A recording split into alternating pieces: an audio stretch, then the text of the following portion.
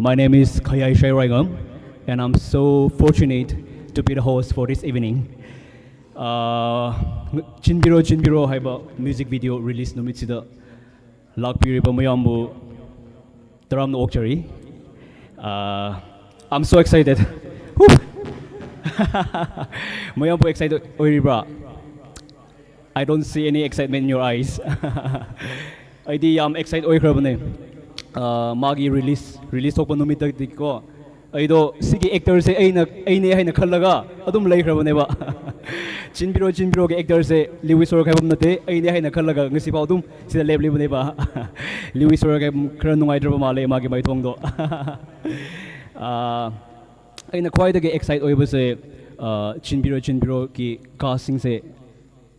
khangga amuka hen excite oiba haibudi sida akhoi Sonia macha haina chu chatlego manashu cast tobi aigi favorite actress ne aduga akhoi aigi in yam pamjaba khoimu sakbi play shu yaure mashu playback singer plus sida shu yaure bane ko cast tomina ba aduga akhoi inau Lewis Sorok haibam mashu yam nungshi akhoi akadami da chaminai thakminai thakba haibadi isingai bane ko adu banate chaminai thakminai yam nungai sumaina moi ohumna yam combination yam jaiba adugi damak ai yam nungai chileshu kai yam nungai re aduga sumaina Chinbiro sida sikhakna daba ekoi Manipur arts film or music video sida ekoi produce to biriba oigira ekoi direction biriba aduga makeup artist cinematography costume mayamna sumaina noi mayamna sumaina thawai yauna sida yaubi bagi damak aina yam thagache kari gira hairaga ekoi Manipur se art haiba city yamna valuable oiba amani ado ekoi Manipur sida noi mayam ki contribution ko chaukat ningai contribution mayam yaw haiba se aina amuga hainingai aidi yam excited ki wa ngangba haidre ado sumaina dorage ekoi se let's just proceed to our program ekoi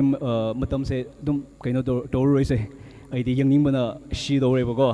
adogi ekoi han mada aina ekoi Chinbiro gi produce to biriba ekoi oja ngakdang ai view aido maming do kaino do ba ekoi oja Ajoy Lai Thangbam mabu stage sida kokachari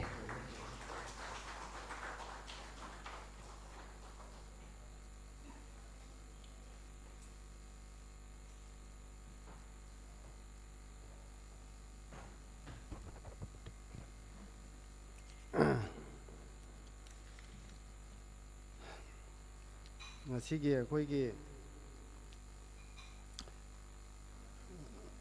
sei release to busida lingbiri ba ma puno ko takachari ngasi September ki tai 13 2025 sigi numit asida aigi isa nupi leti lai thamunggi video album ama sumain tawduna mayamna release to bigi pawa masida lingbiri bigi damakta koigi video album sida yaubiri ba kai hadino aije mayam punamopu yaubi bigi damakta lingbiri bigi damakta aina thagat pa phongdok chari aduga mayam atopa leti bu nusi bidana lingbiri iba adogi akoigi singjamei 360 gi de lakpiriba chinau chingchu aina thagat pa phongdok chari aduga mayam masigi koigi isai video album Chinbiro hairiba isai release to matamda mayam na share to biduna light amam to biduna mayam mo mapung phaba ama ohen biu hairaga tinjanjari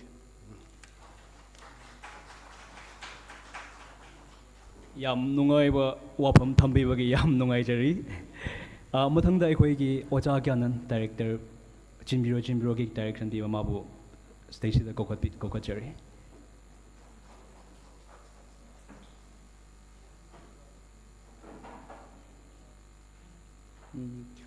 Good evening, everyone. ꯑꯩꯁꯤ ꯁꯨꯃꯥꯏꯅ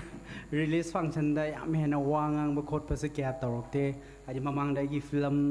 ꯑꯗꯒꯤ ꯑꯇꯣꯞꯄ ꯀꯩꯀꯩ ꯇꯧꯕꯁꯦ ꯑꯗꯨꯝ ꯑꯩꯒꯤ ꯁ꯭ꯇꯨꯗꯦꯟꯁꯤꯡ ꯅꯠꯇ꯭ꯔꯒ ꯑꯇꯣꯞꯄ ꯄꯔꯁꯟ ꯑꯃꯅ ꯑꯗꯨꯝ ꯂꯣꯏꯁꯤꯟꯕꯅꯦ ꯑꯗꯣ ꯉꯁꯤꯁꯦ ꯌꯥꯝ ꯅꯨꯡꯉꯥꯏꯕ ꯅꯨꯃꯤꯠ ꯍꯥꯏꯗꯣꯏꯅꯦ ꯑꯩꯒꯤ ꯑꯣꯏꯅꯗꯤ ꯃꯃꯥꯡꯗ ꯑꯩ ꯄ꯭ꯔꯣꯗꯛꯁꯟ ꯍꯥꯎꯁꯇꯒꯤ ꯍꯥꯏꯗꯤ ꯑꯇꯣꯞꯄ ꯃ꯭ꯌꯨꯖꯤꯛ ꯚꯤꯗꯤꯑꯣ ꯑꯦꯜꯕꯝ ꯃꯌꯥꯝ ꯄꯨꯊꯣꯛꯈ꯭ꯔꯦ ꯑꯗꯒꯤ ꯐꯤꯂꯝꯗ ꯀꯩꯗ ꯋꯥꯛ ꯃꯌꯥꯝ ꯇꯧꯔ ꯃꯇꯨꯡꯗ ꯑꯩꯁꯦ ꯑꯦꯠꯂꯤꯁ 5 yearsꯀꯨꯝꯕꯗꯤ ꯑꯩ ꯑꯗꯨꯝ ꯍꯥꯏꯗꯤ ꯕ꯭ꯔꯦꯛ ꯂꯧꯈ꯭ꯔꯦꯕꯀꯣ ꯀꯣꯚꯤꯗꯀꯤ ꯑꯗꯒꯤ ꯑꯩꯈꯣꯏꯒꯤ ꯂꯩꯕꯥꯛꯀꯤ ꯑꯣꯏꯕ ꯁꯤꯆꯨꯋꯦꯁꯟ ꯂꯩꯕꯗꯒꯤ ꯑꯗꯣ ꯍꯟꯗꯛꯁꯦ ꯃꯌꯥꯝ ꯁꯨꯝ ꯑꯥꯔꯠꯀꯤ ꯂꯥꯏꯟꯁꯤ ꯐꯤꯂꯝꯒꯤ ꯑꯣꯏꯔꯣ ꯑꯗꯩ ꯃ꯭ꯌꯨꯖꯤꯛ ꯚꯤꯗꯤꯑꯣꯒ ꯈꯔ ꯈꯔ ꯇꯧꯈꯠꯂꯛꯄꯁꯤꯗ ꯑꯗꯨꯝ ꯑꯩꯉꯣꯟꯗꯁꯨ ꯃꯨꯠ ꯑꯃ ꯐꯥꯎꯔꯛꯄꯗꯣ ꯑꯗꯨꯒꯤ ꯇꯥꯏꯃꯤꯡꯁꯤꯗ ꯀꯃꯥꯏꯅ ꯇꯧꯒꯦ ꯍꯥꯏꯕ ꯃꯇꯝꯗ ꯑꯩꯈꯣꯏꯒꯤ ꯁꯟꯖꯣꯏ ꯃ꯭ꯌꯨꯖꯤꯛ ꯚꯤꯗꯤꯑꯣ ꯑꯦꯜꯕꯝ ꯍꯧꯖꯤꯛ ꯌꯥꯝ ꯀꯩ ꯍꯥꯏꯅꯤ ꯃꯥꯒꯤ ꯏꯔꯥ ꯍꯥꯏꯇꯥꯔꯦ ꯃ꯭ꯌꯨꯖꯤꯛ ꯇꯧꯕꯗ ꯑꯗꯨꯃꯥꯏꯅ ꯂꯩꯕ ꯏꯅꯥꯎꯁꯤꯒ ꯑꯩ ꯍꯥꯏꯗꯤ ꯌꯥꯝ ꯀꯩ ꯍꯥꯏꯅꯤ ꯁꯔꯄ꯭ꯔꯥꯏꯖ ꯑꯣꯏꯅ ꯇꯥꯟꯖꯥ ꯑꯝꯗ ꯊꯦꯡꯅꯈ꯭ꯔꯦ ꯑꯗꯨ ꯊꯦꯡꯅꯕ ꯃꯇꯝꯁꯤꯗ ꯑꯩꯁꯦ ꯀꯨꯏꯅ ꯃ꯭ꯌꯨꯖꯤꯛ ꯚꯤꯗꯤꯑꯣꯁꯤ ꯇꯧꯗꯅ ꯂꯩꯔꯨꯔꯒ ꯃꯥ ꯊꯦꯡꯅꯔꯛꯄꯗ ꯃꯥꯒꯤ ꯏꯁꯩ ꯀꯩꯀꯩ ꯇꯥꯔꯛꯄꯁꯤꯗ ꯑꯗꯨꯝ ꯃꯨꯠ ꯑꯃ ꯐꯥꯎꯔꯛꯄꯗꯣ ꯑꯗꯨꯒꯨꯝꯕ ꯇꯥꯏꯃꯤꯡꯁꯤꯗ ꯉꯁꯥꯏ ꯑꯩꯈꯣꯏꯒꯤ ꯄ꯭ꯂꯦꯇꯤ ꯀꯣ ꯃꯥꯒꯤ ꯏꯁꯩꯁꯤ ꯃꯃꯥꯡꯗ ꯍꯥꯟꯅ ꯑꯩꯅ ꯈꯪꯕꯗ ꯈꯣꯏꯃꯨꯅꯤ ꯈꯣꯏꯃꯨ ꯀꯣ ꯏꯁꯩꯗꯣ ꯐꯖꯅ ꯃꯇꯝꯗ ꯌꯥꯝ ꯐꯖꯅ ꯆꯠꯈꯤ ꯑꯩꯈꯣꯏꯅꯁꯨ ꯍꯦꯛ ꯌꯦꯡꯕꯗ ꯑꯗꯨꯝ ꯍꯥꯏꯗꯤ ꯃ꯭ꯌꯨꯖꯤꯛ ꯚꯤꯗꯤꯑꯣꯗꯨꯁꯨ ꯑꯗꯨꯝ ꯌꯦꯡꯕ ꯅꯨꯡꯉꯥꯏꯕꯗꯣ ꯑꯗꯨꯃꯥꯏꯅ ꯇꯧꯔ ꯍꯥꯏꯗꯤ ꯈꯪꯈꯤꯕꯀꯣ ꯑꯗꯨꯒ ꯃꯥꯒ ꯑꯩꯒ ꯊꯦꯡꯅꯕꯒꯤ ꯅꯠꯇ꯭ꯔꯒ ꯃꯥꯏ ꯂꯥꯏꯐ ꯑꯩꯅ ꯄꯔꯐꯣꯔꯃꯦꯟꯁ ꯎꯕꯒꯤ ꯈꯨꯗꯣꯡꯆꯥꯕꯗꯤ ꯂꯩꯈꯤꯗꯦ ꯑꯗꯨꯝ ꯍꯥꯏꯗꯤ ꯖꯔꯅꯤꯗꯣ ꯑꯃꯃꯝ ꯑꯣꯏꯕꯅꯤꯅ ꯑꯗꯣ ꯉꯁꯥꯏ ꯁꯟꯖꯣꯏꯁꯤ ꯊꯦꯡꯅꯔꯕ ꯃꯇꯨꯡꯗ ꯃꯥꯒꯤ ꯁ꯭ꯇꯨꯗꯤꯑꯣꯗ ꯑꯩꯅ ꯅꯣꯡꯃ ꯆꯠꯄꯗ ꯏꯁꯩ ꯑꯃꯈꯛ ꯇꯥꯕꯅꯦꯕꯀꯣ ꯍꯧꯖꯤꯛꯀꯤ ꯆꯤꯟꯕꯤꯔꯣ ꯆꯤꯟꯕꯤꯔꯣ ꯍꯥꯏꯔꯤꯕ ꯏꯁꯩꯁꯦ ꯑꯗꯣ ꯑꯩꯉꯣꯟꯗ ꯀꯩ ꯍꯥꯏꯅꯤ ꯇꯣꯉꯥꯟꯕ ꯑꯗꯨꯝ ꯃꯨꯠ ꯑꯃ ꯐꯥꯎꯔꯛꯄꯗꯣ ꯑꯣ ꯏꯁꯩꯁꯤ ꯃ꯭ꯌꯨꯖꯤꯛ ꯕꯤꯠꯁꯦ ꯌꯥꯝ ꯇꯥꯕ ꯅꯨꯡꯉꯥꯏ ꯑꯗꯨꯒ ꯂꯤꯔꯤꯛꯁꯅ ꯑꯩꯈꯣꯏꯒꯤ ꯑꯣꯏꯕꯒ ꯑꯩꯅ ꯁꯟꯖꯣꯏꯗ ꯍꯪꯉꯦ ꯁꯟꯖꯣꯏ ꯅꯪ ꯏꯁꯩꯁꯤ ꯀꯅꯥꯅ ꯂꯤꯔꯤꯛꯁ ꯁꯦꯝꯒꯦꯒ ꯍꯥꯏ ꯑꯗꯣ ꯃꯇꯝꯗꯨꯗ ꯑꯩꯈꯣꯏꯒꯤ ꯖꯦꯅꯤꯃꯦꯛꯁ ꯀꯣ ꯑꯗꯣ ꯃꯥꯅ ꯁꯨꯃꯥꯏꯅ ꯈꯣꯠꯂꯦꯗ ꯍꯥꯏ ꯑꯗꯩ ꯃꯃꯥꯡꯗꯁꯨ ꯃꯣꯏꯒꯤ ꯏꯁꯩ ꯈꯔ ꯑꯩꯅ ꯑꯗꯨꯝ ꯍꯥꯏꯗꯤ ꯇꯥꯕꯗ ꯑꯗꯨꯝ ꯐꯖꯕ ꯃꯌꯥꯝ ꯌꯥꯎꯈꯤꯕ ꯍꯥꯏꯇꯥꯔꯦ ꯑꯗ ꯑꯩꯅ ꯑꯁ ꯁꯤ ꯏꯁꯩꯁꯤ ꯌꯥꯝ ꯐꯖꯩꯅꯦ ꯍꯥꯏꯗꯤ ꯇꯥꯕ ꯅꯨꯡꯉꯥꯏ ꯍꯥꯏꯔꯝꯃꯒ ꯑꯩꯁꯦ ꯑꯗꯨꯝ ꯍꯜꯂꯦ ꯅꯨꯃꯤꯠꯇꯨꯗꯀꯣ ꯑꯗꯨꯒ ꯅꯨꯃꯤꯠ ꯈꯔꯅꯤ ꯂꯩꯔꯀꯥꯟꯗ ꯑꯩꯈꯣꯏꯒꯤ ꯁꯟꯖꯣꯏꯅ ꯌꯥꯝ ꯁꯔꯄ꯭ꯔꯥꯏꯖ ꯑꯣꯏꯅ ꯀꯣꯜ ꯇꯧꯔꯛꯑꯦ ꯗꯥꯒꯦꯅꯟ ꯁꯨꯃꯥꯏꯅ ꯄ꯭ꯂꯦꯇꯤꯒꯤ ꯏꯁꯩ ꯆꯤꯟꯕꯤꯔꯣ ꯆꯤꯟꯕꯤꯔꯣ ꯅꯍꯥꯟ ꯗꯥꯒꯦꯅꯟꯅ ꯐꯖꯩ ꯍꯥꯏꯔꯝꯕꯗோ ꯃꯥ ꯃ꯭ꯌꯨꯖꯤꯛ ꯚꯤꯗꯤꯑꯣꯁꯦ ꯁꯨꯃꯥꯏꯅ ꯅꯝꯒꯅꯤ ꯍꯥꯏꯕꯒꯤ ꯄ꯭ꯂꯥꯟ ꯑꯃ ꯂꯩ ꯑꯗꯨꯅ ꯀꯩꯅꯣ ꯗꯥꯒꯦꯅꯟ ꯅꯝꯕꯒꯤ ꯍꯥꯏꯔꯛꯇꯧ ꯃꯥꯜꯂꯦ ꯍꯥꯏ ꯃꯇꯝꯗꯨꯗ ꯑꯩꯁꯦ ꯑꯩꯁꯦ ꯃꯇꯝ ꯀꯨꯏꯅ ꯂꯦꯞꯄꯨꯔꯀꯥꯟꯗ ꯏꯁꯣꯔꯅ ꯑꯩꯉꯣꯟꯗ ꯑꯩꯒꯤ ꯑꯣꯄꯣꯔꯆꯨꯅꯤꯇꯤ ꯑꯃ ꯂꯥꯛꯑꯦꯅ ꯍꯥꯏꯕꯗꯣ ꯍꯥꯏꯗꯤ ꯂꯤꯔꯤꯛꯁꯁꯦ ꯑꯩꯈꯣꯏꯒꯤ ꯑꯣꯏꯖꯕꯗꯣ ꯑꯗꯣ ꯑꯩꯁꯤ ꯊꯕꯛ ꯇꯧꯕꯗ ꯃꯌꯥꯝꯅꯁꯨ ꯑꯗꯨꯝ ꯍꯥꯏꯔꯝꯒꯅꯤ ꯈꯤꯇꯪ ꯆꯨꯖꯤꯗꯤ ꯑꯣꯏ ꯍꯥꯏꯕꯗꯤ ꯑꯩꯅ ꯄꯥꯝꯗꯕ ꯄꯣꯠ ꯇꯧꯕꯁꯦ ꯑꯩꯉꯣꯟꯗ ꯀ꯭ರಿಯꯦꯇꯤቭ ꯊꯣꯛꯑꯣ ꯌꯥꯗꯦꯕꯀꯣ ꯑꯗꯣ ꯃꯥꯒꯤ ꯏꯁꯩꯁꯦ ꯁꯠ ꯇꯥꯕꯗ ꯄ꯭ꯂꯦꯇꯤꯒꯤ ꯚꯣꯏꯁꯇꯨꯅꯦ ꯂꯤꯔꯤꯛꯁꯇꯨꯅꯦ ꯃ꯭ꯌꯨꯖꯤꯛꯇꯨꯅꯦ ꯑꯩꯉꯣꯟꯗ ꯑꯗꯨꯝ ꯇꯣꯉꯥꯟꯕ ꯑꯗꯨꯝ ꯚꯤꯖꯨꯋꯦꯂꯥꯏꯖꯦꯁꯟ ꯑꯃ ꯇꯧꯅꯤꯡꯕꯒꯤ ꯄꯣꯠ ꯑꯃ ꯎꯕꯗꯣ ꯑꯗꯣ ꯃꯇꯝꯗꯨꯗ ꯑꯩꯁꯦ ꯑꯗꯨꯝ ꯍꯥꯏꯗꯤ ꯀꯔꯤ ꯍꯥꯏꯅꯤ ꯏꯟꯇꯔꯦꯁꯇꯤꯡ ꯑꯣꯏꯔ ꯂꯩꯔꯝꯕ ꯄꯣꯠꯅꯤꯅ ꯑꯩꯗꯣ ꯀꯩꯝ ꯍꯥꯏꯗ꯭ꯔꯦ ꯁꯟꯖꯣꯏ ꯌꯦꯁ ꯑꯗꯨꯝ ꯍꯥꯏꯔꯦꯀꯣ ꯑꯗꯨꯒꯤ ꯈꯔ ꯂꯩꯔꯀꯥꯟꯗ ꯄ꯭ꯂꯦꯇꯤꯒ ꯏꯅꯣꯝꯆꯥꯒ ꯑꯩꯈꯣꯏ ꯑꯃꯨꯛ ꯊꯦꯡꯅꯔꯦ ꯑꯗꯒꯤ ꯑꯩꯒꯤ ꯀꯣꯟꯐꯤꯗꯦꯟꯁꯇꯣ ꯍꯦꯟꯒꯠꯈ꯭ꯔꯦꯕ ꯀꯩꯒꯤꯅꯣꯗ ꯄ꯭ꯂꯦꯇꯤ ꯎ ꯀꯥꯟꯁꯤꯗ ꯑꯩꯅ ꯈꯜꯂꯦꯕ ꯏꯁꯩ ꯁꯛꯄ ꯅꯨꯄꯤꯁꯤꯁꯨ ꯌꯥꯝꯅ ꯌꯦꯡꯕꯗ ꯀꯩ ꯍꯥꯏꯅꯤ ꯃꯥꯁꯨ ꯑꯗꯨꯝ ꯑꯥꯔꯇꯤꯁ ꯑꯃ ꯑꯣꯏꯕꯒꯤ ꯀꯩꯅꯣꯝ ꯌꯥꯎꯕꯗꯣ ꯃꯥꯒꯤ ꯂꯨꯛꯁꯇꯨꯗꯀꯣ ꯑꯦꯁꯗ ꯑꯩꯅ ꯃꯦꯀꯞ ꯑꯥꯔꯇꯤꯁ ꯑꯃ ꯑꯣꯏꯅ ꯂꯩꯕꯅꯤꯅ ꯗꯤꯖꯥꯏꯅꯔ ꯑꯃ ꯑꯣꯏꯅ ꯎꯕꯁꯤꯗ ꯑꯗ ꯑꯩꯅ ꯄ꯭ꯂꯦꯇꯤ ꯅꯪꯁꯨ ꯑꯗꯨꯝ ꯀꯥꯁ ꯇꯧꯕ ꯐꯖꯅꯤ ꯀꯥꯏ ꯍꯥꯏꯔꯣ ꯃꯥꯁꯦ ꯑꯗꯨꯝ ꯀꯣꯟꯐꯤꯗꯦꯟꯁ ꯂꯩꯇꯕꯗꯤ ꯅꯠꯇꯦ ꯈꯤꯇꯪ ꯃꯥꯗꯣ ꯑꯗꯨꯝ ꯁꯤꯡꯒꯔ ꯑꯣꯏꯕꯒꯤ ꯗꯥꯎꯠꯅꯦꯁꯃꯛ ꯅꯠꯇ꯭ꯔꯒꯁꯨ ꯑꯗꯨꯝ ꯌꯦꯁꯃꯛꯇꯤ ꯍꯥꯏꯗꯦ ꯑꯗꯨꯝ ꯌꯦꯡꯕ ꯌꯥꯕꯒꯤ ꯃꯑꯣꯡꯗ ꯑꯗꯒꯤ ꯑꯩꯈꯣꯏꯁꯦ ꯁꯨꯝ ꯖꯔꯅꯤꯗꯨ ꯂꯥꯛꯑꯕꯅꯤꯅ ꯇꯦꯕꯜ ꯋꯥꯛ ꯑꯗꯩ ꯀꯩꯀꯩ ꯇꯧꯕ ꯍꯧꯔꯛꯑ ꯃꯇꯨꯡꯁꯤꯗ ꯑꯩꯅ ꯅꯣꯡꯃ ꯄ꯭ꯂꯦꯇꯤꯒ ꯋꯥꯔꯤ ꯁꯥꯟꯅꯕꯗ ꯍꯥꯏꯔꯦ ꯀꯥꯔꯁꯤ ꯅꯨꯄꯤꯁꯦ ꯑꯩꯅ ꯍꯥꯟꯅ ꯈꯪꯕ ꯑꯗꯨꯒ ꯄ꯭ꯂꯁ ꯈꯤꯇꯪ ꯑꯩꯈꯣꯏꯒꯤ ꯇ꯭ꯔꯦꯗꯤꯁꯅꯦꯜ ꯇꯧꯔꯛꯄꯗꯁꯨ ꯂꯨꯛꯁ ꯑꯃ ꯈꯤꯇꯪ ꯄꯤꯕ ꯌꯥꯕꯁꯦ ꯑꯩꯈꯣꯏ ꯁꯣꯅꯤꯌꯥꯁꯦ ꯑꯩ ꯄꯥꯝꯃꯤꯗ ꯍꯥꯏꯔꯛꯄꯗ ꯄ꯭ꯂꯦꯇꯤꯅꯁꯨ ꯌꯥꯝ ꯍꯔꯥꯎꯅ ꯗꯥꯒꯦꯅꯟꯒ ꯆꯣꯏꯁ ꯃꯥꯟꯅꯔꯦ ꯑꯩꯅꯁꯨ ꯆꯦꯗꯣ ꯀꯨꯝꯍꯟꯅꯤꯡꯉꯤ ꯍꯥꯏꯔꯛꯑꯦꯕꯀꯣ ꯑꯗꯩ ꯑꯩꯈꯣꯏꯁꯦ ꯑꯗꯨꯝ ꯍꯥꯏꯗꯤ ꯃꯄꯥ ꯆꯥꯕ ꯍꯧꯔꯛꯄꯗꯣ ꯀꯩꯅꯣꯝ ꯇꯧꯕꯗ ꯑꯗꯨꯒ ꯑꯃꯨꯛ ꯉꯁꯥꯏ ꯀꯥꯁ ꯇꯧꯗꯣꯏꯕ ꯑꯦꯛꯇꯔꯁꯤꯅ ꯑꯃꯨꯛ ꯃꯇꯝꯗꯨꯗ ꯃꯥꯁꯤ ꯈꯤꯇꯪ ꯍꯥꯏꯗꯤ ꯏꯁꯄꯤꯁꯦꯜ ꯑꯦꯄꯤꯌꯔꯦꯟꯁ ꯑꯣꯏꯅ ꯏꯁꯩ ꯑꯃꯈꯛ ꯌꯥꯎꯕꯅꯤ ꯖꯦꯅꯤꯒꯤ ꯏꯁꯩ ꯑꯃꯗꯀꯣ ꯑꯗꯨ ꯎꯕꯗꯒꯤ ꯁꯨꯝ ꯃꯁꯛꯇꯨ ꯎꯅꯔꯀꯥꯟꯗ ꯃꯥꯒꯤꯁꯨ ꯀꯩ ꯍꯥꯏꯅꯤ ꯒꯨꯗ ꯑꯣꯄꯣꯔꯆꯨꯅꯤꯇꯤ ꯍꯥꯏꯇꯥꯔꯦ ꯑꯗꯩ ꯑꯩꯈꯣꯏ ꯃꯩꯁꯦ ꯑꯦꯅꯥꯂꯥꯏꯁ ꯇꯧꯔꯀꯥꯟꯁꯤꯗ ꯃꯥꯁꯤ ꯌꯥꯗꯧ ꯃꯥꯜꯂꯦ ꯑꯗꯩ ꯄ꯭ꯂꯦꯇꯤꯅꯁꯨ ꯑꯗꯨꯝ ꯑꯩꯉꯣꯟꯗ ꯀꯩ ꯍꯥꯏꯅꯤ ꯔꯥꯏꯠ ꯄꯤꯕꯗꯣ ꯗꯥꯒꯦꯅꯟꯅ ꯐꯅꯤ ꯍꯥꯏꯔꯗꯤ ꯑꯗꯨꯝ ꯇꯧꯕꯤꯔꯣ ꯑꯗꯒꯤ ꯑꯩꯈꯣꯏꯁꯦ ꯑꯗꯨꯃꯥꯏꯅ ꯖꯔꯅꯤꯁꯤ ꯂꯣꯏꯅ ꯐꯤꯛꯁ ꯇꯧꯔꯦ ꯑꯗꯒꯤ ꯀooperation ꯐꯖꯅ ꯄꯤꯅꯔꯦ ꯑꯗꯨꯒ ꯑꯗꯨꯃꯥꯏꯅ ꯉꯁꯤꯒꯤ ꯏꯁꯩꯁꯦ ꯑꯗꯨꯃꯥꯏꯅ ꯖꯔꯅꯤ ꯑꯃ ꯂꯥꯛꯃꯤꯟꯅꯕꯅꯤ ꯑꯗꯣ ꯖꯔꯅꯤꯁꯤda ꯑꯩꯅ ꯈ꯭ꯋꯥꯏꯗꯒꯤ ꯅꯨꯡꯉꯥꯏꯕꯁꯦ ꯑꯩꯒꯤ ꯂꯥꯏꯐꯇ ꯑꯩ ꯌꯥꯝ ꯔꯦꯜꯂꯤꯀꯣ ꯁꯦꯡꯅꯅꯤ ꯑꯩꯅ ꯍꯥꯏꯖꯩꯁꯦ ꯑꯩꯅ ꯄꯥꯏꯔꯛꯄ music ꯚꯤꯗꯤꯑꯣꯁꯤꯡꯁꯤꯗ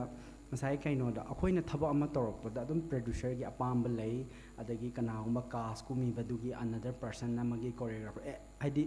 khuding ma ki haitare ado sigi isai si namba matam dadi ai si pura independent ohen bado hoi pleti na ko adugi damakta thank you so much pleti ko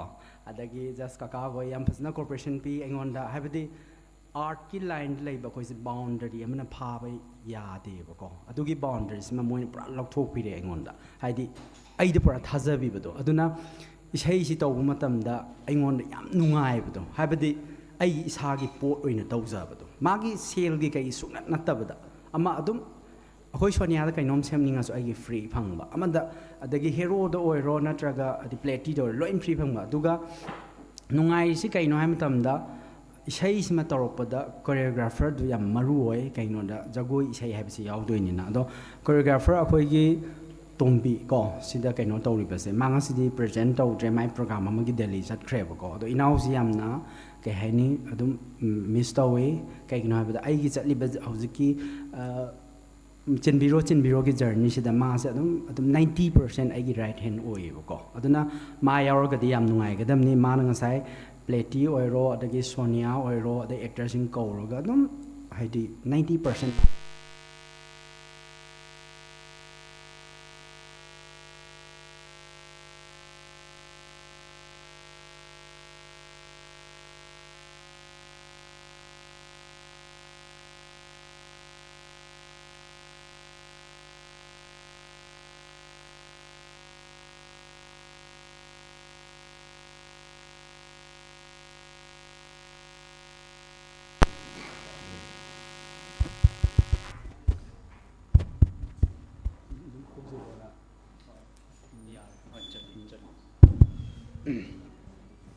ninety percent dumaina aigi right hand si oibiraga la aga tawminarakpanina mayam ningsange aduga mana chauba contribution amasu tawbirame haidi artist kuding makse corporation phajana pibiraga aduga mathang tarakpada aigi isai se ngasi mayamna yengbiraga su khangani hana mamangda aina paigiba costume oiro design to kitang so different oiba haidi costume jisu aina akhoi suraj ka jeko ga se adum moise house moige trending ni adum moise ka hani thapa ma taw am satisfied oiba ingon habide imit the uba pot just ai gi so aina isai am taw ba as the director moina ai gi dream ma taw doine ba adugi dream je moida haibad adum corporation pina bada nungai bado daina smain to ri taw si ga ba na isai si da yam phasna moi corporation pi habide isai si namba matam da chinbiro haba lai dugi machu color oiro natraga design oiro aina moida ayo ba thought smaina setlaning ina ga haba se adum color combinations moina phajana toroga dum pirak pado hek ade on spot ta yorokanda aina dress to aigi location duga hena pamu badong taw bu moigi dress to phajabagi sidagi oina grand oiba mafam amada set char namadi gai khanba adugumba feelings am phawgi adu sawa ya de suraj ka je ko ga aina haido is kaino da khoi si manipur oibanina adi samna hairdi akhoi gi location set ki matang ji khara adum compromise tawi haitare adum so ai noi ngasi pulling ai tanja sida adum hai ge matung yam hono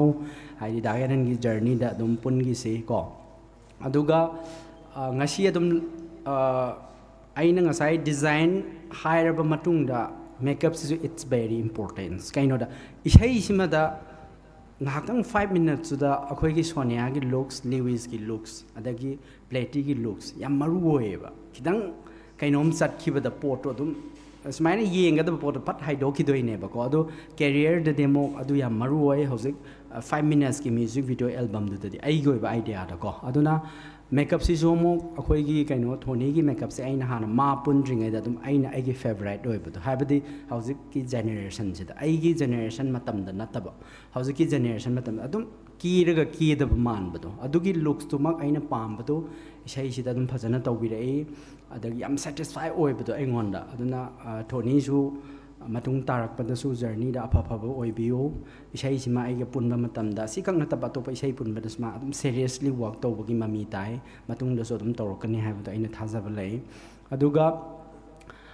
loisallak pasida isai ji loina yiningani aina kidang isai sima da paningam base ꯑꯩꯅ ꯇꯧꯔꯛꯄ ꯊꯕꯛ ꯈꯨꯗꯤꯡꯃꯛꯇ ꯀooperation ꯑꯗꯒꯤ support ꯂꯣꯏꯅ ꯂꯥꯛꯑꯦ ꯑꯗꯨꯕꯨ ꯏꯁꯩꯁꯤꯃꯗ ꯑꯩꯅ ꯌꯥꯝ ꯅꯨꯡꯉꯥꯏꯕ ꯐꯤꯜ ꯑꯃꯨꯛ ꯍꯦꯟꯅ ꯇꯧꯈꯤꯕꯁꯦ ꯀꯩ ꯍꯥꯏꯅꯤ ꯁꯝꯅ ꯍꯥꯏꯔꯗꯤ ꯏꯁꯩꯒꯤ ꯂꯤꯔꯤꯛꯁꯤꯅ ꯈꯤꯇꯪ ꯑꯩꯈꯣꯏꯒꯤ ꯑꯣꯏꯕ ꯄꯣꯠ ꯑꯣꯏꯔꯒ ꯏꯁꯩꯁꯤꯅ ꯃꯣꯗꯔꯅꯥꯏꯖ ꯑꯣꯏꯕꯅꯤꯅ ꯃꯉꯣꯟꯗ ꯄ꯭ꯔꯣꯞꯁꯀꯨꯝꯕ ꯈꯔ ꯑꯗꯨꯝ ꯗꯔꯀꯥꯔ ꯑꯣꯏꯕ ꯁꯝꯅ ꯍꯦꯌꯔ ꯁ꯭ꯇꯥꯏꯜꯗ ꯑꯣꯏꯔꯁꯨ ꯑꯩꯈꯣꯏ ꯁꯟꯖꯣꯏ ꯀꯪꯒꯅꯥ ꯑꯦꯁ ꯃꯌꯥꯝꯅ ꯈꯪꯅꯕꯗꯣ ꯃꯥꯅ ꯍꯦꯛ ꯁꯦꯝꯕꯗꯣ ꯑꯗꯨꯝ ꯍꯥꯏꯗꯤ ꯃꯥꯒ ꯍꯦꯌꯔ ꯁ꯭ꯇꯥꯏꯜꯁꯤꯅ ꯑꯃꯅꯦꯕ ꯃꯦꯀꯞꯅ ꯑꯃꯅꯦꯕ ꯃꯣꯏ ꯑꯅꯤꯁꯦ ꯑꯗꯨꯝ ꯀooperation ꯐꯖꯅ ꯄꯤꯅꯕꯗꯣ ꯑꯗꯨꯒꯤ ꯃꯃꯤꯗꯨ ꯇꯥꯔꯒ ꯌꯥꯝ ꯐꯖꯅ ꯇꯧꯏ ꯑꯗꯨꯒ ꯉꯁꯥꯏ ꯏꯁꯩꯁꯤꯗ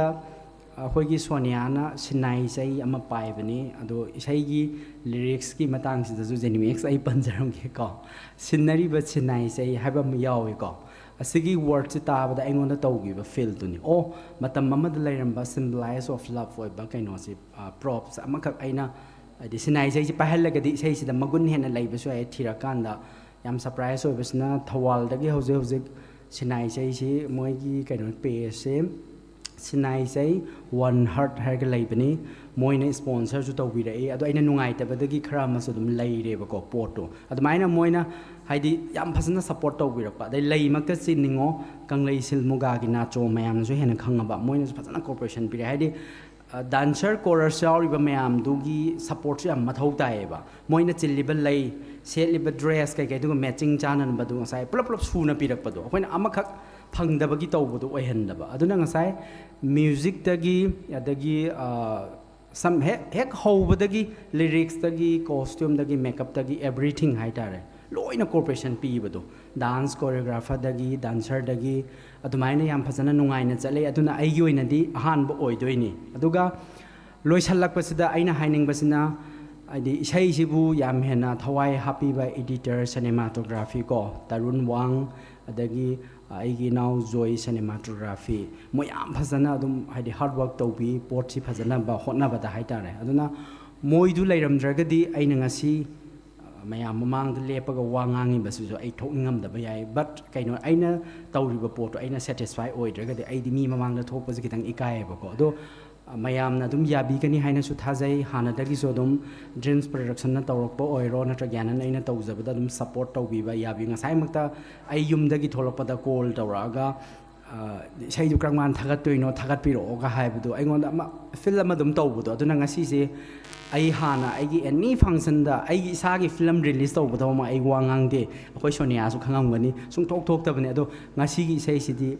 ꯑꯩꯒꯤ ꯑꯣꯏꯅ ꯑꯩꯅ ꯄ꯭ꯔꯥꯎꯗ ꯌꯥꯝ ꯑꯣꯏꯖꯕ ꯍꯥꯏꯕꯗꯤ ꯏꯁꯩꯁꯤ ꯃꯌꯥꯝꯗ ꯈꯨꯠꯁꯤꯟꯅꯕ ꯃꯇꯝꯗ ꯑꯩ ꯂꯣꯏꯅ ꯁꯦꯇꯤꯁꯐꯥꯏ ꯑꯣꯏꯔꯦ ꯈꯜꯂꯒ ꯁꯤꯟꯅꯖꯕꯅꯤ ꯑꯗꯨ ꯃꯌꯥꯝꯅ ꯍꯥꯏꯗꯤ ꯁꯞꯄꯣꯔꯠ ꯇꯧꯕꯤꯌꯨ ꯑꯗꯨꯅ JVDA ꯄ꯭ꯔꯗꯛꯁꯟ ꯍꯥꯎꯁꯇ ꯆꯪꯉꯒ ꯌꯦꯡꯕꯤꯌꯨ ꯑꯗꯨ ꯁꯤ ꯂꯣꯏꯁꯤꯜꯂꯛꯄꯗ ꯑꯩ ꯐꯖꯅ ꯍꯥꯏꯖꯒꯦ ꯑꯗꯣ ꯑꯩꯈꯣꯏꯒꯤ ꯀꯜꯆꯔ ꯑꯩꯈꯣꯏꯒꯤ ꯄꯣꯠꯁꯤ ꯑꯩꯈꯣꯏ ꯃꯈꯩꯅ ꯌꯣꯛꯈꯠꯁꯤ ꯑꯗꯨꯒ ꯄꯨꯟꯅ ꯍꯥꯏꯗꯤ ꯃꯅꯤꯄꯨꯔꯤ ꯐꯤꯂꯝ ꯏꯟꯗꯁꯇ꯭ꯔꯤ ꯆꯥꯎꯈꯠꯄꯗ ꯑꯩꯈꯣꯏꯒꯤ ꯀꯟꯇ꯭ꯔꯤꯕ꯭ꯌꯨꯁꯟ ꯆꯥꯎꯅ ꯂꯩ ꯍꯥꯏꯕꯁꯤꯃ ꯑꯩ ꯊꯝꯖꯒꯦ ꯑꯗꯨꯒ ꯉꯁꯥꯏꯗꯒꯤ ꯂꯥꯏꯚ ꯊꯥꯕꯤꯔꯤꯕ ꯁꯤꯡꯖꯃꯩ 360ꯕꯨꯁꯨ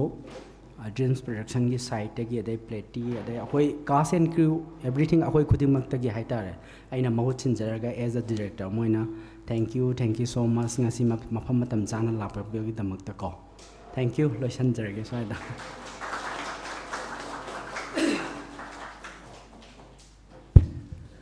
ꯄꯥꯝꯃꯨꯅ ꯊꯝꯒꯦ ꯅꯪꯕꯨ ꯄꯥꯝꯃꯨꯕꯩ ꯈꯨꯗꯣꯜ ꯁꯤꯟꯅꯔꯤꯕ ꯁꯤꯟꯅꯥꯏꯖꯩꯅ ꯁꯥꯈꯤꯅꯤ ꯅꯠꯇ꯭ꯔꯥ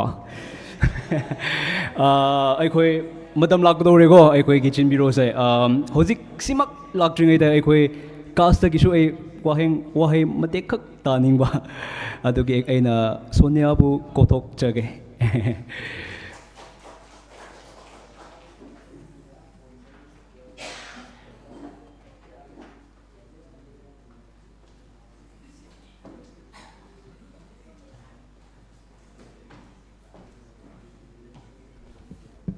ꯑꯍꯥꯟꯕꯃꯛꯇꯗ ꯃꯌꯥꯝꯕꯨ ꯈꯨꯔꯨꯝꯖꯔꯤ ꯉꯁꯤꯒꯤ ꯔꯤꯂꯤꯖꯤꯡ ꯐꯪꯁꯟ ꯆꯤꯟꯕꯤꯔꯣꯒꯤ ꯂꯦꯡꯕꯤꯔꯛꯏꯕ ꯄꯨꯝꯅꯃꯛꯄꯨ Sonia ꯁꯝꯖꯦꯠ ꯁꯥꯕꯝꯅ ꯅꯣꯂꯨꯛꯅ ꯈꯨꯔꯨꯝꯖꯔꯤ Sumaina koina wana shooting tawraga namuraga sumaina releasing function na adum yam chawna tawdraga su pikna tawdraga su adum khoi mayam gathering soina hari wamina khiba mayam pulap to pulap punminaraga sumaina tawbase yamna nungaye duga khoigi artist actor oiriba khoi hegi film or music video release tawpa haise khwaidagi nungai ba numit ne maramdi akoina wa khiba mayam adai kamaina tholak toino phajarak toira thirak toira na curious oibado adugi result to solution do result to adudune ba phangdoi je ngasi adu mayam soi khiba yawrasu ngakpi gani na khalle aduga Dagyanan dasu I'm very thankful sigi opportunity pibi bagi aduga pleti dasu sigi isai se aina ahanba si kumjikan gi da music isai katang tharak pa matam dasu dum aina yamna pamja khibado oye hadi shooting hodrikan da ina dum hanjen hanjen na taba isai do oye ba anduna yamna pamna thawai yauna kum khiba music video oye ana mayam horen music video do phajana midyeng taminarase and akoi nauna thoklaiba haitare ko liwisu yamna kaino tawe hadi discipline yauna yam respect laina hoi taw phajana cooperate tawraga kuminaki because ngak haigataba haitare ko yam samna haibada maramdi sum kitang nauna thoklaaga kitang kui khala kanda hekta ngak thekat pa khoi pa base tahanning ai sasu tawdana ba hona zai tawdabasu oisano adana dum nungshi janana phajana ko artist masen and crew member masen or sigi industry da leiba masen pulap respect to minaraga thabak se dum chatha se hayang wai phau adu haijaraga losin jaraga thank you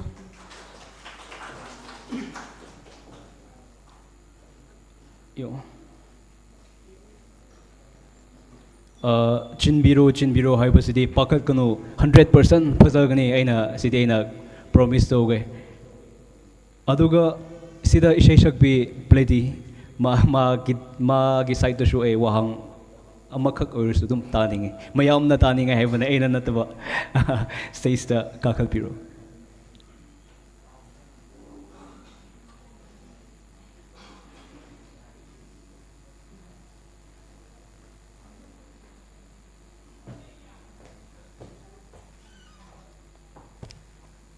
Maktada tinbiriba mel puno pui kok nona kurum jiri aigidi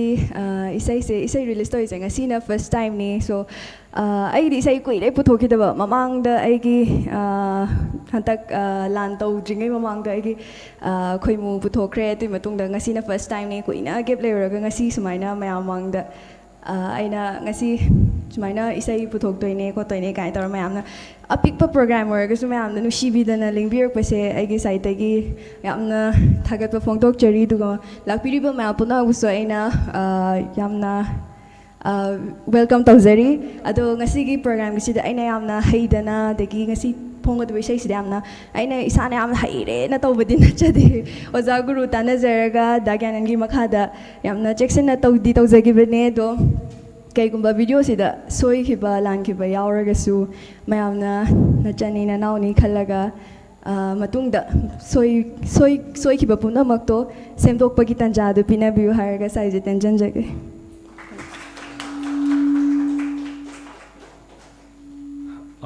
mathangda kokhat ke ekoi gi masak phajaba lewi sorok haibam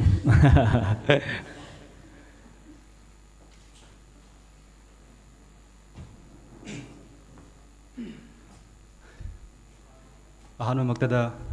ngasi mafam sida tinbiriba miyam sing aduga singzamai 360 media busu ikongna kurumjari ngasi gi che Zenimax na ibiba aduga dasan joina compose tawbiba isai se aigi site gi di yamna success big success ama oire haina haijaningi mayamna su support phajana tawbi ko aduga aigi sigi isai se opportunity fangkiba se aigi journey se hek horak padagi guideline pibiduna lakliba aigi Sir Gyanan gi mamangda ai supporting role oina amakak act tawjakre CG tung oiner po oina ai ngasigi chinbiro hairiba music video sida ai debut oina main lead oina act to bangam jabane aduda so thank you very much Sir Gyanan for giving me this golden opportunity as aninge aduga aiga ko act to minakiba ꯆꯦ ꯁꯣꯅꯤꯌꯥ ꯃꯌꯥꯝꯅꯁꯨ ꯍꯦꯟꯅ ꯈꯪꯕꯤꯔꯕ ꯔꯦꯅꯣꯟ actor ꯑꯃꯈꯛꯁꯨ ꯑꯣꯏꯕꯤꯔꯤꯕ ꯑꯦꯛ ꯇꯧꯃꯤꯟꯅꯕ ꯃꯇꯝꯗꯁꯨ ꯍꯥꯏꯗꯤ ꯀooperation ꯐꯖꯅ ꯄꯤꯕꯤ ꯍꯥꯏꯇꯥꯔꯦ ꯍꯥꯏꯗꯤ ꯁꯦꯅꯤꯌꯔ ꯑꯥꯔꯇꯤꯁ ꯑꯃꯅꯦ ꯍꯥꯏꯔꯒ ꯀꯩꯅꯣ ꯇꯧꯕꯤꯕꯗꯣ ꯉꯁꯥꯏ ꯍꯥꯏꯈꯤꯕ ꯔꯦꯁꯄꯦꯛꯇꯣ ꯑꯗꯨꯝ ꯑꯩꯉꯣꯟꯗꯁꯨ ꯑꯗꯨꯝ ꯎꯠꯄꯤꯌꯦꯕꯀꯣ ꯑꯗꯨꯅ ꯌꯥꯝꯅ ꯅꯨꯡꯉꯥꯏꯈꯤ ꯑꯦꯛ ꯇꯧꯕ ꯃꯇꯝꯗꯁꯨ ꯑꯗꯨꯒ ꯑꯩꯈꯣꯏꯅ ꯑꯦꯛ ꯇꯧꯖꯔꯤꯕꯗꯣ ꯑꯗꯨꯗ ꯄ꯭ꯂꯦꯇꯤꯒꯤ ꯏꯁꯩꯁꯦ ꯁꯤꯗꯁꯨ ꯇꯥꯕ ꯃꯇꯝꯗ ꯌꯥꯝ ꯅꯨꯡꯉꯥꯏꯕ ꯍꯥꯏꯇꯥꯔꯦ ꯚꯥꯏꯞꯇꯣ ꯐꯨꯜ ꯚꯥꯏꯞ ꯐꯪꯕꯅꯤꯅ ꯑꯦꯛ ꯇꯧꯕ ꯃꯇꯝꯗꯁꯨ ꯌꯥꯝ ꯀꯝꯐꯣꯔꯇꯦꯕꯂꯤ ꯑꯗꯨꯝ ꯇꯧꯕ ꯐꯪꯈꯤ ꯍꯥꯏꯇꯥꯔꯦ ꯑꯗꯨꯒ ꯁꯔꯒꯥꯅꯟꯗꯁꯨ ꯑꯗꯨꯝ ꯄꯟꯕꯤꯔꯝꯃꯦ ꯁꯤꯗ ꯌꯥꯎꯕꯤꯔꯤꯕ ꯑꯦꯕ꯭ꯔꯤ ꯀꯥꯁ ꯑꯦꯟ ꯀ꯭ꯔꯤꯎ ꯈꯨꯗꯤꯡꯃꯛꯄꯨꯁꯨ ꯊꯥꯒꯠꯆꯔꯤ ꯌꯥꯝꯅ ꯐꯖꯅ ꯀooperation ꯄꯤꯔꯒ ꯑꯗꯨꯝ ꯇꯧꯕꯤꯈꯤ ꯑꯣꯖꯥ ꯇꯣꯝꯕꯤꯃꯛꯇꯁꯨ ꯉꯁꯤꯗꯤ ꯑꯣꯖꯥ ꯇꯣꯝꯕꯤꯗꯤ ꯂꯥꯛꯇ꯭ꯔꯦ ꯑꯥꯎꯠ ꯑꯣꯐ ꯁ꯭ꯇꯦꯁꯟ ꯑꯣꯏꯈꯤꯕꯒꯤ ꯑꯗꯣ ꯏꯁꯩꯁꯦ ꯍꯧꯗ꯭ꯔꯤꯉꯩ ꯃꯃꯥꯡꯗ ꯑꯗꯨꯝ ꯋꯤꯛꯀꯨꯝꯕꯁꯦ ꯔꯤꯍꯔꯁꯦꯜ ꯐꯖꯅ ꯄꯤꯕꯤꯔꯒ ꯑꯩꯈꯣꯏ ꯁ꯭ꯄꯣꯠꯇꯨꯗ ꯁꯣꯏꯗꯅꯕ ꯍꯥꯏꯔꯒ ꯑꯗꯨꯝ ꯐꯖꯅ ꯇꯧꯕꯤꯈꯤꯕꯀꯣ ꯁꯤꯅꯦꯃꯥꯇꯣꯒ꯭ꯔꯥꯐꯤꯒꯤꯁꯨ ꯑꯗꯨꯝ ꯗꯥ ꯇꯔꯨꯟ ꯗꯥ ꯖꯣꯏ ꯐꯖꯅ ꯑꯗꯨꯝ ꯑꯦꯡꯒꯜ ꯌꯦꯡꯕꯤꯔꯒ ꯃꯃꯥꯡꯗ ꯇꯤꯝ ꯋꯔꯛ ꯍꯥꯏꯗꯤ ꯇꯦꯕꯜ ꯋꯔꯛ ꯐꯖꯅ ꯇꯧꯕꯤꯔꯒ ꯑꯗꯨꯝ ꯄꯨꯟꯅ ꯇꯧꯕꯤꯈꯤ ꯑꯗꯨꯒ ꯃꯦꯀꯞ ꯀꯣꯁꯇ꯭ꯌꯨꯝ ꯑꯗꯨꯒ ꯑꯩꯈꯣꯏꯒꯤ ꯍꯤꯌꯔ ꯗ꯭ꯔꯦꯁꯔ ꯗꯥ ꯖꯦꯀꯣ ꯋꯥꯍꯦꯡꯕꯝ ꯗꯥ ꯁꯨꯔꯖ ꯋꯥꯍꯦꯡꯕꯝ ꯑꯗꯨꯒ ꯗꯥ ꯁꯟꯖꯣꯏ ꯑꯗꯨꯒ ꯊꯣꯅꯤꯁꯨ ꯌꯥꯝꯅ ꯊꯥꯒꯠꯆꯔꯤ ꯑꯩꯒꯤ ꯍꯥꯏꯗꯤ ꯑꯩꯒꯤ ꯂꯨꯛꯁꯤꯗ ꯌꯥꯝꯅ ꯆꯥꯟꯅꯅ ꯀꯦꯕꯤꯔꯒ ꯍꯥꯏꯇꯥꯔꯦ ꯇꯧꯕꯤꯈꯤꯕꯅꯤꯅ ꯑꯩꯉꯣꯟꯗꯁꯨ ꯌꯥꯝꯅ ꯀꯝꯐꯣꯔꯇꯦꯕꯜ ꯑꯣꯏꯅ ꯇꯧꯕ ꯉꯝꯈꯤꯕꯀꯣ ꯁꯤ ꯍꯥꯏꯖꯔꯒ ꯂꯣꯏꯁꯤꯟꯖꯒꯦ ꯑꯗꯨꯒ ꯂꯣꯏꯁꯤꯜꯂꯛꯄꯗ ꯉꯁꯤ ꯑꯩꯒꯤ ꯃꯥꯡꯗꯁꯨ ꯐꯝꯕꯤꯔꯤ ꯑꯩꯒꯤ ꯄꯦꯔꯦꯟꯁ ꯑꯩꯒꯤ ꯕꯕꯥ ꯑꯃꯗꯤ ꯃꯃꯥ ꯑꯗꯣ ꯉꯁꯤ ꯑꯩꯅ ꯁꯤꯗ ꯆꯠꯆꯔꯤꯕ ꯖꯔꯅꯤꯁꯦ ꯁꯤꯒꯤ ꯖꯔꯅꯤꯁꯦ ꯍꯥꯏꯗꯤ ꯃꯈꯣꯏꯒꯤ ꯁꯞꯄꯣꯔꯠꯇꯒꯤ ꯑꯩꯅ ꯉꯝꯖꯔꯤꯕꯅꯦꯕꯀோ ꯑꯗꯨꯅ ꯊꯦꯡꯛ ꯌꯨ ꯍꯥꯏꯖꯒꯦ ꯑꯗꯨꯒ ꯃꯇꯨꯡꯗꯁꯨ ꯑꯩ ꯑꯗꯨꯝ ꯃꯌꯥꯝꯒꯤ ꯐꯖꯅ ꯋꯔꯛ ꯃꯌꯥꯝꯒꯤ ꯁꯦꯕꯥ ꯇꯧꯕ ꯉꯝꯕ ꯑꯣꯏꯖꯒꯦ ꯃꯌꯥꯝꯅꯁꯨ ꯐꯖꯅ ꯁꯞꯄꯣꯔꯠ ꯄꯤꯕꯤꯗꯨꯅ ꯍꯥꯏꯗꯤ ꯑꯥꯔꯇꯤꯁꯁꯤꯡꯕꯨ ꯄꯨꯛꯅꯤꯡ ꯊꯧꯒꯠꯄꯤꯌꯨꯅ ꯍꯥꯏꯖꯒꯦ ꯊꯦꯡꯛ ꯌꯨ ꯚꯦꯔꯤ ꯃꯆ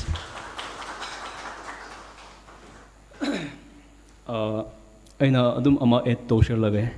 ꯂꯤꯋꯤꯁꯀꯤ ꯃꯃꯥꯒ ꯄꯥꯕꯨꯡꯕꯨꯁꯨ ꯌꯥꯝ ꯊꯥꯒꯠꯆꯔꯤ ꯑꯩꯒꯤ ꯁꯥꯏꯠꯇꯁꯨ ꯁꯨꯃꯥꯏꯅ ꯅꯆꯥꯅꯨꯄꯥꯕꯨ ꯁꯞꯄꯣꯔꯠ ꯄꯤꯕꯁꯦꯀꯣ ꯌꯥꯝ ꯍꯩꯕ ꯌꯥꯝ ꯊꯋꯥꯏ ꯌꯥꯎꯕ ꯃꯆꯥꯅꯨꯄꯥ ꯑꯃꯅꯦ ꯑꯗꯨꯒꯤꯗꯃꯛ ꯃꯥꯒꯤ ꯑꯄꯥꯝꯕꯗꯣ ꯐꯖꯅ ꯁꯞꯄꯣꯔꯠ ꯇꯧꯕꯤꯌꯨ ꯃꯥꯁꯨ ꯑꯔꯥꯟꯕ ꯂꯝꯕꯤꯗ ꯆꯠꯂꯣꯏ ꯍꯥꯏꯕꯁꯦ ꯑꯩꯅ 100% ꯒꯥꯔꯦꯟꯇꯤ ꯄꯤꯒꯦ ꯃꯃꯥ ꯕꯕꯥꯕꯨ ꯑꯗꯨꯒ ꯑꯩꯈꯣꯏꯒꯤ ꯃꯇꯝ ꯂꯥꯛꯈ꯭ꯔꯦꯀꯣ ꯑꯗꯨ ꯃꯇꯝ ꯂꯥꯛꯇ꯭ꯔꯤꯉꯩꯗ ꯑꯩꯕꯨ ꯌꯦꯡꯂꯤꯌꯦ ꯅꯣꯛꯅ ꯇꯥ ꯁꯟꯖꯣꯏ ꯕꯦꯅꯁ ꯃꯄꯥꯅꯤꯅ ꯁꯤ ꯏꯁꯩꯒꯤ ꯃ꯭ꯌꯨꯖꯤꯛꯁꯦ ꯀꯃꯥꯏꯅ ꯂꯤꯔꯤꯁꯤꯁ ꯆꯤꯅꯤꯃꯦꯛꯁ ꯀꯣ ꯂꯤꯔꯤꯁꯤꯁ ꯆꯤꯅꯤꯃꯦꯛꯁꯒ ꯑꯩꯈꯣꯏ ꯇꯥ ꯁꯟꯖꯣꯏ ꯕꯦꯅꯁ ꯃꯄꯥꯅꯤꯗꯒꯤꯁꯨ ꯋꯥꯍꯪ ꯑꯃꯃꯝ ꯊꯝꯕꯤꯔꯝꯃꯣ ꯑꯗꯨ ꯁ꯭ꯇꯦꯖꯇ ꯀꯧꯈꯠꯆꯔꯤ ꯗꯥ ꯁꯟꯖꯣꯏꯅ ꯀꯥꯈꯠꯀꯦꯔꯥ ꯑꯩꯅ ꯆꯦꯁ ꯇꯧꯕꯤꯒꯦ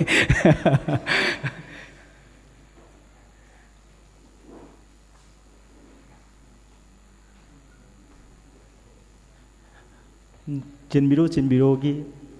ꯔꯤꯌꯦꯂꯤꯁꯤꯛꯁ ꯐꯪꯁꯟ ꯁꯤꯕꯨ ꯌꯥꯎꯕ ꯂꯥꯛꯄꯤꯔꯤꯕ ꯃꯌꯥꯝ ꯄꯨꯝꯅꯃꯛꯄꯨ ꯀꯣꯛꯅꯣꯛꯅ ꯈꯨꯔꯨꯝꯖꯔꯤ ꯁꯤꯒꯤ ꯂꯤꯔꯤꯛꯁ ꯑꯃꯁꯨꯡ ꯏꯁꯩꯁꯤꯒꯤ ꯄꯨꯊꯣꯛꯄꯒꯤ ꯃꯇꯥꯡꯗ ꯄ꯭ꯂꯦꯇꯤꯅ ꯑꯩꯉꯣꯟꯗ ꯍꯥꯏꯔꯛꯄꯁꯤ ꯗꯥ ꯁꯟꯖꯣꯏ ꯏꯁꯩ ꯑꯃꯗꯤ ꯇꯧꯅꯤꯡꯉꯤ ꯀꯃꯥꯏꯅ ꯇꯧꯁꯤꯒꯦꯅ ꯃꯥꯅ ꯑꯩꯉꯣꯟꯗ ꯍꯥꯏ ꯑꯗꯣ ꯑꯩꯁꯨ ꯍꯥꯏꯗꯤ ꯅꯧꯅ ꯍꯥꯏꯗꯤ ꯐꯥꯎꯗ꯭ꯔꯤꯕꯅꯤꯅꯀꯣ ꯃꯌꯥꯝꯅ ꯀꯃꯥꯏꯅ ꯁꯦꯝꯁꯤꯒꯦꯁꯦ ꯑꯩꯁꯦ ꯃꯌꯥꯝꯁꯤꯗ ꯋꯥꯈꯜꯁꯦ ꯊꯥꯗꯩ ꯑꯗꯣ ꯊꯥꯗꯕꯗ ꯑꯩ ꯏꯊꯟꯗ ꯁꯦꯝꯕ ꯌꯥꯗꯕꯅꯤꯅ ꯏꯁꯩꯁꯦ ꯂꯤꯔꯤꯛꯁ ꯑꯃꯁꯨ ꯆꯪꯉꯦ ꯑꯗꯒꯤ ꯃꯥꯒꯤꯁꯨ ꯁꯞꯄꯣꯔꯠꯁꯦ ꯑꯩꯁꯦ ꯀꯃꯥꯏꯅ ꯂꯧꯁꯤꯒꯦ ꯍꯥꯏꯕꯗ ꯃꯉꯣꯟꯗ ꯑꯩꯁꯨ ꯋꯥꯗꯤ ꯃꯌꯥꯝ ꯍꯪꯉꯦ ꯀꯃꯥꯏꯅ ꯇꯧꯔꯒ ꯏꯁꯩꯁꯦ ꯁꯦꯝꯁꯤꯒꯦ ꯈꯣꯠꯁꯤꯒꯦ ꯁꯤꯒꯤ ꯏꯁꯩꯁꯦ ꯁꯦꯝꯅꯕ ꯍꯣꯠꯅꯕꯗ ꯋꯥꯒꯤ ꯍꯥꯏꯗꯤ ꯃꯌꯥꯝꯒꯤ ꯀꯩ ꯍꯥꯏꯔꯛꯀꯗꯣꯏꯅೋ ꯑꯩꯅ ꯐꯣꯡꯈ꯭ꯔꯕ ꯃꯇꯨꯡꯗ ꯏꯁꯩꯁꯦ ꯐꯣꯡꯈ꯭ꯔꯕ ꯃꯇꯨꯡꯗ ꯀꯩ ꯍꯥꯏꯔꯛꯀꯗꯣꯏꯅೋ ꯍꯥꯏꯕꯁꯤ ꯑꯩꯁꯦ ꯈꯟꯕꯗ ꯀꯩ ꯊꯣꯛꯀꯗꯣꯏꯅೋ ꯍꯥꯏꯕꯁꯤ ꯍꯧꯖꯤꯛꯁꯨ ꯑꯗꯨꯝ ꯋꯥꯈꯜꯁꯤꯗ ꯆꯔꯥꯡꯅꯔꯒꯗꯤ ꯂꯩꯔꯤ ꯍꯥꯏꯗꯤ ꯏꯁꯩꯁꯦ ꯁꯝꯅ ꯍꯥꯏꯕ ꯃꯇꯝꯗ ꯁꯤꯒꯤ ꯆꯤꯟꯕꯤꯔꯣ ꯍꯥꯏꯔꯤꯕ ꯂꯤꯔꯤꯛꯁ ꯑꯁꯦ ꯀꯨꯏꯔꯒ ꯑꯩꯉꯣꯟꯗ ꯏꯁꯩꯁꯦ ꯖꯦꯅꯤꯃꯦꯛꯁꯅ ꯑꯩꯉꯣꯟꯗ ꯄꯤꯔꯛꯄꯁꯦ ꯀꯨꯏꯔꯦ ꯑꯗꯨꯕꯨ ꯑꯩꯅ ꯏꯁꯩꯁꯦ ꯁꯦꯝꯕ ꯃꯇꯝꯗ ꯑꯩꯁꯦ ꯐꯣꯛꯀꯨꯝꯕꯗꯤ ꯌꯥꯝ ꯄꯥꯝꯖꯩ ꯑꯗꯨꯒ ꯐꯣꯛꯇ ꯕꯦꯁ ꯇꯧꯔꯒ ꯑꯩꯅ ꯁꯤꯒꯤ ꯏꯁꯩꯁꯦ ꯑꯩꯅ ꯃ꯭ꯌꯨꯖꯤꯛ ꯀꯩꯀꯥꯗ ꯃꯣꯗꯜꯁ ꯍꯥꯏꯗꯤ ꯈꯤꯇꯪ ꯃꯌꯥꯝꯒꯤ ꯚꯥꯏꯕꯇ ꯑꯣꯏꯅ ꯍꯧꯖꯤꯛꯁꯦ ꯃꯌꯥꯝꯁꯦ ꯏꯔꯥꯡꯅ ꯃꯔꯝ ꯑꯣꯏꯔꯒ ꯋꯥꯅꯔꯨꯔꯦ ꯑꯗꯨꯕꯨ ꯈꯤꯇꯪ ꯅꯨꯡꯉꯥꯏꯅꯕ ꯑꯩꯅ ꯕꯤꯠꯁꯦ ꯈꯤꯇꯪ ꯂꯥꯡꯅ ꯁꯦꯝꯖꯩ ꯄ꯭ꯂꯦꯇꯤ ꯏꯁꯩꯁꯦ ꯍꯥꯏꯔꯦ ꯃꯉꯣꯟꯗ ꯑꯗꯣ ꯃꯥꯅ ꯗꯥ ꯁꯟꯖꯣꯏ ꯌꯥꯔꯦ ꯁꯦꯝꯃꯁꯤ ꯈꯣꯠꯂꯁꯤꯅ ꯍꯥꯏꯅꯔꯒ ꯑꯃꯨꯛ ꯁꯤ ꯏꯁꯩꯁꯦ ꯁꯤꯒꯤ ꯐꯤꯕꯝꯁꯤꯗꯗꯤ ꯌꯧꯖꯔꯛꯄꯅꯤ ꯑꯗꯨꯕꯨ ꯑꯩꯅ ꯑꯃꯨꯛ ꯍꯥꯏꯖꯅꯤꯡꯉꯤꯁꯤꯅ ꯗꯥꯒ꯭ꯌꯥꯅꯅ ꯉꯁꯥꯏ ꯑꯩꯈꯣꯏ ꯌꯨꯝꯗ ꯂꯥꯛꯑꯦꯅ ꯍꯥꯏꯕꯗꯣ ꯑꯗꯨ ꯑꯃꯇꯪꯒ ꯍꯥꯏꯖꯒꯦ ꯃꯥꯅ ꯗꯥꯒ꯭ꯌꯥꯅꯅ ꯑꯩꯈꯣꯏ ꯌꯨꯝꯗ ꯂꯥꯛꯄꯁꯦ ꯁꯟꯖꯣꯏ ꯅꯪ ꯑꯍꯥꯟꯕꯗ ꯃꯥꯁꯦ ꯁꯤꯒꯤ ꯏꯁꯩꯁꯤꯒꯤ ꯇꯥꯅꯤꯅ ꯂꯥꯛꯄꯗꯤ ꯅꯠꯇꯦ ꯑꯇꯣꯞꯄ ꯏꯁꯩ ꯑꯃꯒꯤꯅꯦ ꯁꯟꯖꯣꯏ ꯍꯥꯏꯁꯦ ꯅꯪ ꯂꯥꯏꯅ ꯍꯥꯏꯔꯦ ꯗꯥꯒ꯭ꯌꯥꯅꯟ ꯑꯩꯅ ꯍꯥꯏꯔꯦ ꯗꯥꯒ꯭ꯌꯥꯅꯟ ꯃꯥꯅꯦ ꯁꯤ ꯑꯩꯅꯦ ꯍꯥꯏꯔꯦ ꯑꯗꯣ ꯃꯥꯅ ꯑꯩꯉꯣꯟꯗ ꯅꯪ ꯏꯁꯩ ꯀꯩꯀꯩ ꯐꯖꯕꯗꯤ ꯂꯩꯒꯦꯅ ꯍꯥꯏ ꯑꯩꯅ ꯁꯤ ꯏꯁꯩꯁꯦ ꯁꯨꯡꯇꯥꯗꯤ ꯇꯥꯍꯟꯗ꯭ꯔꯤ ꯃꯉꯣꯟꯗ ꯑꯩꯅ ꯗꯥꯒ꯭ꯌꯥꯅꯟꯗ ꯇꯥꯍꯟꯗ꯭ꯔꯤ ꯀꯣꯟꯗꯪꯗꯅꯦ ꯁꯦꯀꯦꯟ ꯇꯥꯏꯝ ꯂꯥꯛꯄꯗꯅꯦ ꯑꯩꯅ ꯇꯥꯍꯟꯕꯁꯦ ꯑꯗꯨꯒ ꯑꯇꯣꯞꯄ ꯏꯁꯩ ꯇꯥꯍꯟꯈ꯭ꯔꯦ ꯇꯥꯍꯟꯈ꯭ꯔ ꯃꯇꯨꯡꯗ ꯆꯠꯈ꯭ꯔꯦ ꯑꯗꯨꯒ ꯑꯃꯨꯛꯀ ꯑꯃꯨꯛ ꯂꯥꯛꯑꯦ ꯀꯩ ꯏꯁꯩ ꯂꯩꯒꯦꯅ ꯑꯗꯣ ꯑꯩꯅ ꯗꯥꯒ꯭ꯌꯥꯅꯟ ꯏꯁꯩ ꯁꯤꯃꯗꯤ ꯂꯩꯌꯦꯅ ꯑꯩ ꯇꯥꯍꯜꯂꯦ ꯗꯥꯒ꯭ꯌꯥꯅꯟ ꯍꯦꯛ ꯇꯥꯕꯒ ꯁꯤꯒꯤ ꯏꯁꯩꯁꯦ ꯍꯦꯛ ꯇꯥꯕꯒ ꯗꯥꯒ꯭ꯌꯥꯅꯟꯁꯦ ꯃꯉꯣꯟꯗ ꯍꯩꯁ ꯅꯪ ꯑꯃꯨꯛꯀ ꯍꯜꯂ ꯊꯥꯔꯛꯑꯣ ꯏꯁꯩꯁꯦ ꯍꯥꯏꯌꯦ ꯑꯩꯉꯣꯟꯗ ꯑꯃꯨꯛꯀꯁꯨ ꯍꯜꯂꯒ ꯊꯥꯔꯛꯑꯣ ꯁꯤ ꯏꯁꯩꯁꯦ ꯑꯩꯅ ꯊꯥꯔꯦ ꯑꯣ ꯐꯖꯩ ꯁꯤ ꯏꯁꯩꯁꯦ ꯃꯥꯅ ꯗꯥꯒ꯭ꯌꯥꯅꯟꯅ ꯑꯩ ꯒꯦꯔꯦꯟꯇꯤꯗꯤ ꯇꯧꯒꯦ ꯀꯥꯏ ꯑꯗꯨꯝ ꯑꯩꯉꯣꯟꯗ ꯑꯗꯨꯝ ꯍꯥꯏꯗꯤ ꯑꯩꯒꯤ ꯊꯧꯅꯥꯁꯦ ꯍꯥꯞꯄꯤꯕ ꯏꯁꯩ ꯁꯦꯝꯕ ꯃꯇꯝꯗ ꯑꯩꯉꯣꯟꯗꯁꯨ ꯑꯗꯨꯕꯨ ꯃ꯭ꯌꯨꯖꯤꯛꯇꯤ ꯐꯨꯟꯗꯗꯤ ꯂꯣꯏꯗ꯭ꯔꯤ ꯏꯁꯩꯁꯦ ꯁꯦꯝꯕ ꯃꯇꯝꯗ ꯑꯗꯨꯒ ꯑꯩꯅ ꯍꯣꯏ ꯗꯥꯒ꯭ꯌꯥꯅꯟ ꯑꯩ ꯌꯦꯡꯉꯒꯦ ꯍꯥꯏꯔꯒ ꯑꯩꯅ ꯄ꯭ꯂꯦꯇꯤꯅ ꯑꯃꯨꯛ ꯍꯥꯏꯔꯦ ꯗꯥ ꯁꯟꯖꯣꯏ ꯏꯁꯩꯁꯦ ꯁꯛꯆꯜꯂꯁꯤ ꯈꯣꯠꯂꯁꯤ ꯍꯥꯏꯅ ꯍꯥꯏꯕ ꯃꯇꯥꯡꯁꯤꯗ ꯃꯥꯅꯗꯤ ꯗꯥꯒ꯭ꯌꯥꯅꯟꯅꯗꯤ ꯄ꯭ꯂꯦꯇꯤꯅꯗꯤ ꯐꯥꯏꯅꯦꯜꯗꯤ ꯁꯛꯑꯝꯗ꯭ꯔꯤ ꯍꯥꯏꯗꯤ ꯈꯤꯇꯪꯅꯦꯕ ꯃꯇꯦꯛ ꯑꯃꯇꯪꯅꯦꯕ ꯁꯛꯑꯝꯃꯤꯁꯦ ꯑꯗꯨꯗ ꯗꯥꯒ꯭ꯌꯥꯅꯟꯅ ꯑꯍꯥꯟꯕ ꯃꯇꯦꯛ ꯑꯍꯧꯕ ꯁꯛꯄꯁꯤꯗ ꯗꯥꯒ꯭ꯌꯥꯅꯟꯒꯤ ꯊꯃꯣꯏꯗ ꯀꯩ ꯐꯥꯎꯕꯅꯣꯗꯤ ꯈꯪꯗꯦ ꯑꯗꯣ ꯗꯥꯒ꯭ꯌꯥꯅꯟꯅ ꯏꯁꯩꯁꯦ ꯐꯖꯗꯧ ꯃꯥꯜꯂꯦ ꯈꯣꯠꯂꯦꯅ ꯍꯥꯏꯕꯁꯤda ꯑꯩꯅ ꯍꯣꯏ ꯗꯥꯒ꯭ꯌꯥꯅꯟꯗ ꯍꯥꯏꯖꯔꯛꯑꯒꯦꯅ ꯍꯥꯏꯔꯒ ꯗꯥꯒ꯭ꯌꯥꯅꯟꯗ ꯑꯩꯅ ꯗꯥꯒ꯭ꯌꯥꯅꯟ ꯏꯁꯩꯁꯦ ꯁꯨꯃꯥꯏꯅ ꯇꯧꯔꯦ ꯄ꯭ꯂꯦꯇꯤꯅ ꯁꯨꯃꯥꯏꯅ ꯗꯥꯒ꯭ꯌꯥꯅꯟꯁꯦ ꯆꯣꯏꯁ ꯇꯧꯔꯦ ꯑꯗꯣ ꯀꯃꯥꯏꯅ ꯇꯧꯁꯤꯒꯦ ꯍꯥꯏ ꯑꯗꯨꯗꯤ ꯇꯧꯔ ꯂꯣꯏꯔꯦ ꯑꯗꯨꯝ ꯐꯖꯅ ꯑꯩꯁꯨ ꯍꯧꯖꯤꯛ ꯂꯦꯞꯄꯨꯔꯒ ꯇꯧꯈꯠꯂꯛꯄꯅꯤꯅ ꯐꯖꯅ ꯇꯧꯅꯤꯡꯉꯦ ꯈꯣꯠꯅꯤꯡꯉꯦꯅ ꯍꯥꯏꯔꯦ ꯑꯗꯣ ꯑꯩꯅ ꯑꯗꯨꯗꯤ ꯑꯩꯁꯦ ꯋꯥꯈꯜ ꯑꯃꯗꯤ ꯁꯨꯝ ꯑꯩꯉꯣꯟꯗꯁꯨ ꯑꯩꯈꯣꯏꯁꯨ ꯅꯧꯅ ꯊꯣꯛꯂꯛꯄꯅꯤ나 ꯑꯩꯈꯣꯏꯒꯤꯗꯤ ꯁꯦꯅꯤꯌꯔꯅꯤ ꯗꯥꯒ꯭ꯌꯥꯅꯟ ꯍꯥꯏꯁꯦ ꯑꯩꯅ ꯏꯁꯩ ꯁꯦꯝꯗ꯭ꯔꯤꯉꯩ ꯃꯃꯥꯡꯗꯒꯤ ꯂꯩꯕꯤꯔꯝꯃꯕꯅꯦ ꯑꯗꯨꯅ ꯑꯩꯅ ꯑꯩꯈꯣꯏꯒꯤ ꯁꯦꯅꯤꯌꯔ ꯑꯃꯅ ꯁꯨꯃꯥꯏꯅ ꯍꯥꯏꯕꯤꯔꯛꯄꯁꯤꯗ ꯑꯩꯁꯨ ꯑꯗꯨꯝ ꯌꯦꯡꯉꯒꯦ ꯑꯩꯅ ꯍꯥꯏꯔꯒ ꯄ꯭ꯂꯦꯇꯤꯒ ꯇꯥꯟꯅꯔꯒ ꯇꯧꯔꯒ ꯑꯗꯨꯃꯥꯏꯅ ꯑꯩꯅ ꯗꯥꯒ꯭ꯌꯥꯅꯟꯁꯦ ꯆꯣꯏꯁ ꯇꯧꯖꯔꯒ ꯁꯤꯒꯤ ꯐꯤꯕꯝꯁꯤꯗ ꯆꯤꯟꯕꯤꯔꯣ ꯍꯥꯏꯕꯁꯤ ꯁꯤꯒꯤ ꯐꯤꯕꯝꯁꯤꯗ ꯌꯧꯔꯛꯄꯅꯤ ꯑꯗꯨꯒ ꯂꯤꯔꯤꯛꯁ ꯑꯩꯈꯣꯏꯒꯤ ꯖꯦꯅꯤꯃꯦꯛꯁ ꯆꯅ ꯃꯥꯅ ꯁꯟꯖꯣꯏ ꯏꯁꯩꯁꯦ ꯑꯇꯩ ꯍꯥꯏꯔꯣꯏ ꯑꯩꯅ ꯃꯥꯅ ꯈ꯭ꯋꯥꯏ ꯄꯥꯝꯖꯕ ꯖꯒꯥꯁꯦ ꯄꯥꯈꯪ ꯅꯪꯕꯨ ꯑꯅꯝꯀꯟ ꯇꯧꯕ ꯖꯒꯥꯁꯦ ꯁꯥꯏꯁꯦ ꯅꯪ ꯁꯥꯏ ꯖꯒꯥꯁꯤꯗꯤ ꯑꯩ ꯌꯥꯝ ꯄꯥꯝꯃꯦ ꯈꯣꯠꯂꯦ ꯍꯥꯏ ꯏꯕꯥꯅꯤꯁꯦ ꯄꯥꯝꯕ ꯃꯇꯝꯗꯤ ꯆꯥꯟꯅꯈꯤꯕ ꯍꯥꯏꯇꯥꯔꯦ ꯑꯗꯨꯅ ꯁꯤꯒꯤ ꯐꯤꯕꯝꯁꯦ ꯌꯧꯔꯛꯄꯅꯤ ꯑꯗꯨꯕꯨ ꯑꯩꯒꯤ ꯈꯤꯇꯪ ꯑꯩꯉꯣꯟꯗ ꯑꯃꯨꯛꯁꯨ ꯑꯅꯨꯡꯉꯥꯏꯇꯕ ꯑꯃꯁꯨ ꯂꯩ ꯍꯧꯖꯤꯛꯀꯥꯟꯁꯦ ꯂꯤꯔꯤꯛꯁꯦ ꯑꯩꯈꯣꯏꯒꯤ ꯍꯧꯖꯤꯛꯁꯨ ꯊꯣꯛꯈ꯭ꯔꯕ ꯃꯇꯨꯡꯗ ꯑꯃꯨꯛ ꯂꯤꯔꯤꯛꯁꯦ ꯃꯌꯥꯝꯁꯦ ꯃꯥꯟꯅꯔꯛꯄꯒꯤ ꯇꯥꯏꯞꯇ ꯁꯨꯝ ꯑꯃꯨꯛ ꯌꯥꯎꯕ ꯃꯌꯥꯝꯁꯨ ꯌꯥꯎꯋꯦ ꯑꯗꯨꯕꯨ ꯀꯩꯝ ꯀꯥꯏꯕꯗꯤ ꯂꯩꯇꯦ ꯑꯃꯃꯝ ꯃꯥꯒꯤ ꯇꯣꯈꯥꯏꯅ ꯑꯃꯃꯝ ꯂꯩꯕꯅꯤꯅ ꯑꯗꯨꯕꯨ ꯍꯧꯖꯤꯛ ꯃꯌꯥꯝꯅ ꯑꯩꯅ ꯁꯦꯝꯖꯔꯤꯕ ꯏꯁꯩꯁꯦ ꯄꯥꯝꯕꯤꯕ ꯄꯥꯝꯕꯤꯗꯕꯗꯤ ꯃꯌꯥꯝꯒꯤ ꯃꯣꯠꯇ ꯂꯩꯔꯦ ꯑꯗꯨꯕꯨ ꯑꯩꯁꯨ ꯁꯤꯗꯒꯤ ꯑꯩꯒꯤ ꯃꯣꯠꯇꯗꯤ ꯕꯦꯁ ꯂꯦꯚꯦꯜꯗ ꯍꯣꯠꯅꯔꯒ ꯁꯦꯝꯖꯈꯤꯕꯅꯤ ꯁꯣꯏꯔꯁꯨ ꯃꯌꯥꯝꯅ ꯑꯗꯨꯝ ꯀꯩ ꯍꯥꯏꯇꯥꯔꯦ ꯇꯥꯛꯄꯤꯌꯨ ꯍꯥꯏꯇꯥꯔꯦ ꯇꯥꯛꯄꯤꯌꯨ ꯑꯗꯨꯒ ꯃꯇꯨꯡꯗꯁꯨ ꯁꯤꯗꯒꯤ ꯍꯦꯟꯅ ꯁꯦꯝꯕ ꯉꯝꯕ ꯑꯣꯏꯖꯒꯦ ꯁꯤ ꯍꯥꯏꯔꯒ ꯂꯣꯏꯁꯤꯟꯖꯔꯒꯦ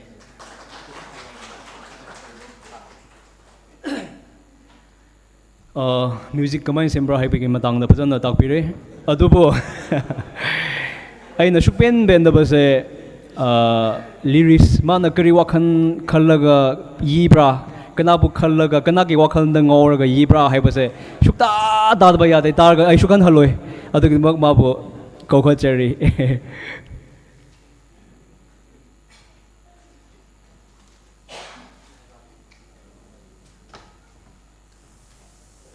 ꯋꯥꯡ ꯆꯥꯎꯕꯅꯤꯅ ꯉꯥꯂꯥꯝ ꯈꯪꯗꯦ ꯑꯍꯥꯟꯕꯃꯛꯇꯗ ꯆꯤꯟꯕꯤꯔꯣ ꯔꯤꯂꯤꯁ ꯐꯪꯁꯟꯗ ꯂꯥꯛꯄꯤꯔꯤꯕ ꯈꯨꯗꯤꯡꯃꯛꯄꯨ ꯑꯩꯒꯤ ꯃꯥꯏꯀꯩꯗꯒꯤ ꯏꯀꯥꯏ ꯈꯨꯝꯅꯖꯔꯤ ꯂꯣꯏꯅꯅ ꯃꯦꯟ ꯑꯣꯏꯅ ꯑꯩꯅ ꯌꯥꯝꯅ ꯍꯦꯟꯅ ꯏꯀꯥꯏ ꯈꯨꯝꯅꯕꯁꯤ ꯁꯤꯒꯤ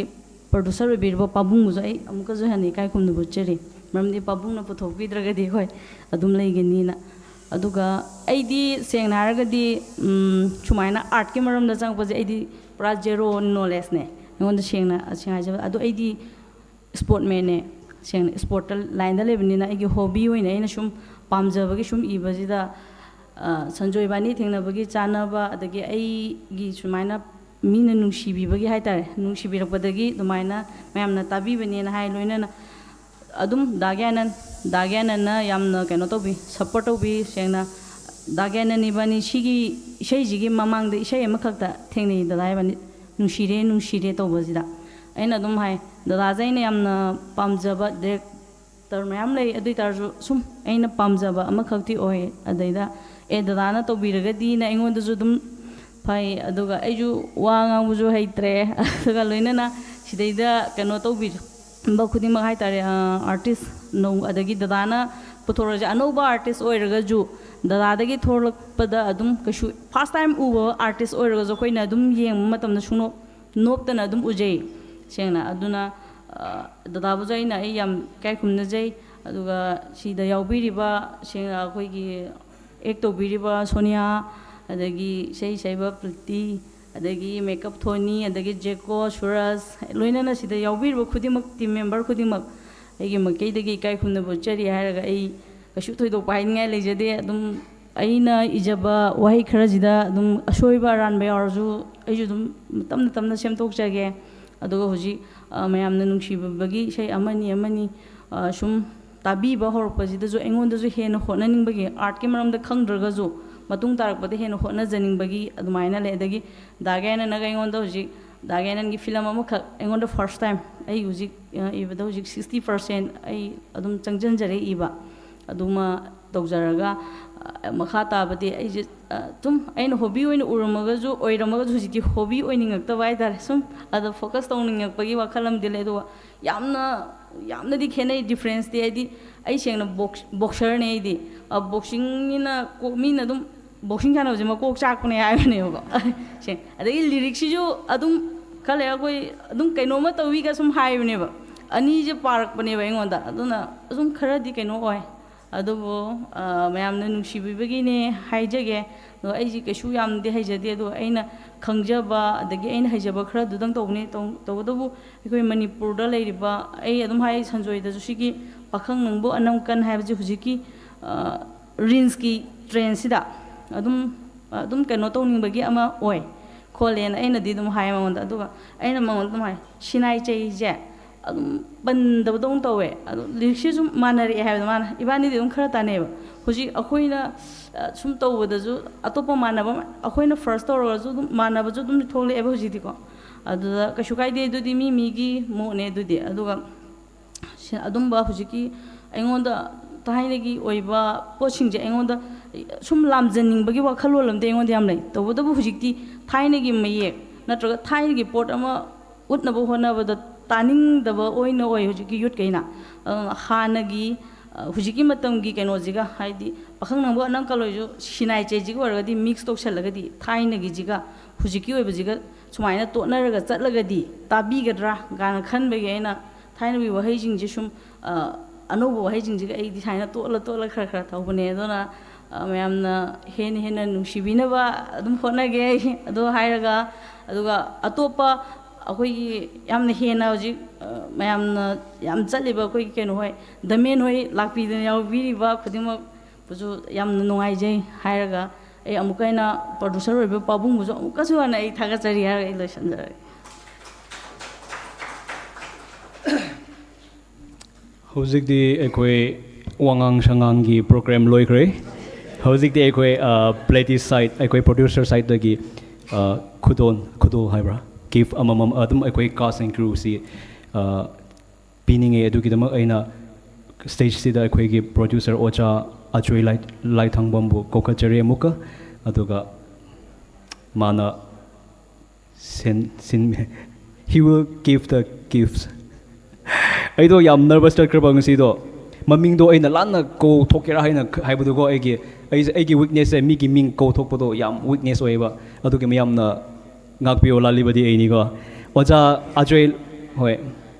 ꯑꯖꯣꯏ ꯂꯥꯏꯊꯥꯡꯕꯝꯕꯨ ꯀꯧꯈꯠꯆꯔꯤ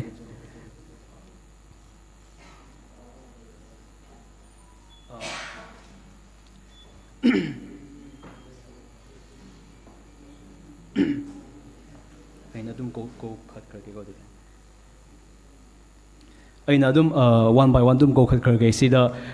ꯐꯥꯔꯁ ꯀꯧꯊꯣꯛꯄꯒꯤ ꯑꯣꯔ ꯂꯥꯁ ꯀꯧꯊꯣꯛꯄꯒꯤ ꯁꯤꯗ ꯃꯥꯅ ꯁ꯭ꯄꯦஷꯜ ꯑꯣꯏꯌꯦ ꯃꯥꯅ ꯃꯣꯔ ꯏꯝꯄꯣꯔꯇꯦꯟ ꯑꯣꯏꯌꯦ ꯑꯗꯨꯒꯨꯝꯕ ꯀꯔꯤꯝꯇ ꯌꯥꯎꯗꯦꯀꯣ ꯑꯗꯨꯝ ꯂꯣꯏꯅ ꯁ꯭ꯄꯦஷꯜ ꯑꯣꯏꯌꯦ ꯂꯣꯏꯅ ꯏꯝꯄꯣꯔꯇꯦꯟ ꯑꯣꯏꯌꯦ ꯂꯣꯏꯅ ꯐꯖꯩꯌే ꯑꯗꯨꯝ ꯋꯥꯟ ꯕꯥꯏ ꯋꯥꯟ ꯑꯗꯨꯝ ꯀꯧꯈꯠꯈ꯭ꯔꯒꯦ ꯑꯍꯥꯟꯕꯗ ꯑꯩꯈꯣꯏꯒꯤ ꯁꯤꯅꯦꯃꯥꯇꯣꯒ꯭ꯔꯥꯐꯤꯁꯦ ꯇꯔꯨꯟ ꯋꯥꯡꯒ ꯆꯣꯏ ꯃꯦꯀꯂꯥꯅꯦ ꯑꯗꯨ ꯃꯕꯥꯅꯤꯗꯣ ꯉꯁꯤ ꯁꯨꯇꯤꯡ ꯂꯩꯕꯒꯤ ꯂꯥꯛꯄ ꯌꯥꯗ꯭ꯔꯦ ꯑꯗꯨꯒ ꯑꯩꯈꯣꯏꯒꯤ ꯑꯦꯁꯤꯁ cinematography James Bond and Abhishek ꯃꯕꯥꯅꯤꯅ ꯂꯥꯛꯑꯗꯤ ꯃꯣꯏꯁꯨ ꯂꯥꯛꯇꯕ꯭ꯔꯥ ꯑꯣꯀꯦ ꯑꯗꯨꯗꯤ ꯑꯩꯈꯣꯏ ꯀꯣꯔꯤꯌꯣꯒ꯭ꯔꯥꯐꯔ ꯍꯦꯝꯆꯤꯠꯁꯨ ꯂꯥꯛꯇ꯭ꯔꯦ ꯃꯥꯁꯨ ꯗꯤꯜꯂꯤꯗ ꯆꯠꯈ꯭ꯔꯦ ꯊꯕꯛ ꯂꯩꯕꯒꯤ ꯑꯗꯨꯒ ꯑꯩꯈꯣꯏ ꯈꯣꯔꯁ ꯃꯌꯥꯝ ꯃꯣꯏꯁꯨ ꯉꯁꯤ ꯁꯨꯇꯤꯡ ꯂꯩꯕꯒꯤ ꯂꯥꯛꯄ ꯌꯥꯗ꯭ꯔꯦ ꯑꯗꯨ ꯑꯩꯈꯣꯏ ꯃꯦꯀꯞꯀꯤꯗ ꯊꯣꯅꯤ ꯍꯣ ꯈꯣꯔꯁꯁꯤꯡꯒꯤ ꯃꯣꯏꯒꯤ ꯔꯤꯄ꯭ꯔꯖꯦꯟꯇꯦꯇꯤꯚ ꯑꯃ ꯂꯥꯛꯑꯗꯤ ꯀꯥꯈꯠꯄꯤꯔꯣ ꯑꯥꯔꯇꯦꯛ ꯗ ꯁꯥꯏꯌꯣꯟꯇꯦꯟꯁ ꯗ ꯁꯥꯏꯌꯣꯟꯇꯦꯟꯁ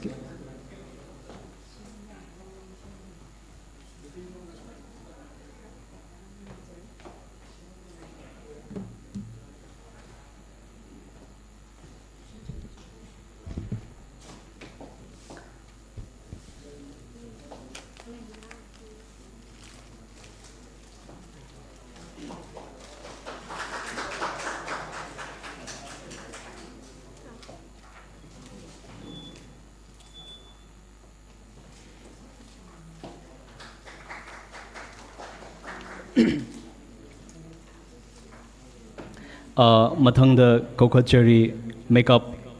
ꯃꯦꯀꯞꯀꯤꯗ ꯊꯣꯅꯤ ꯑꯥꯔꯇꯤꯁꯇ꯭ꯔꯤ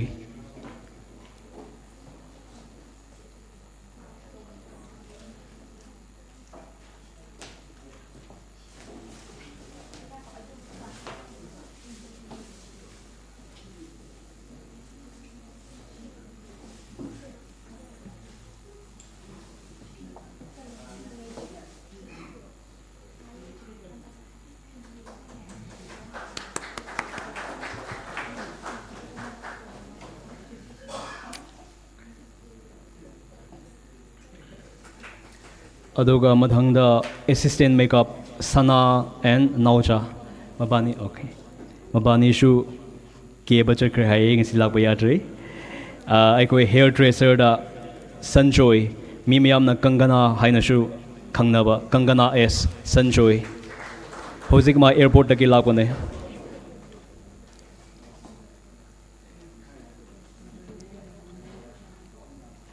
ꯑꯗꯨꯒ ꯃꯊꯪꯗ ꯔꯦꯗꯤ ꯑꯣꯏꯅꯤꯡꯉꯥꯏ ꯑꯩꯅ ꯄꯟꯕꯤꯒꯦ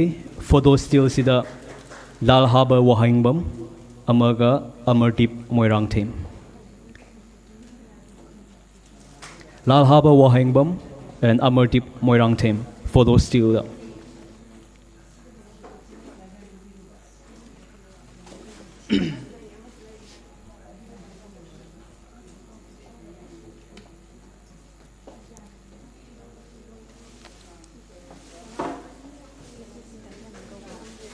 ꯀꯧꯗ꯭ꯔꯤ ꯁꯤꯗ ꯑꯣꯏꯅ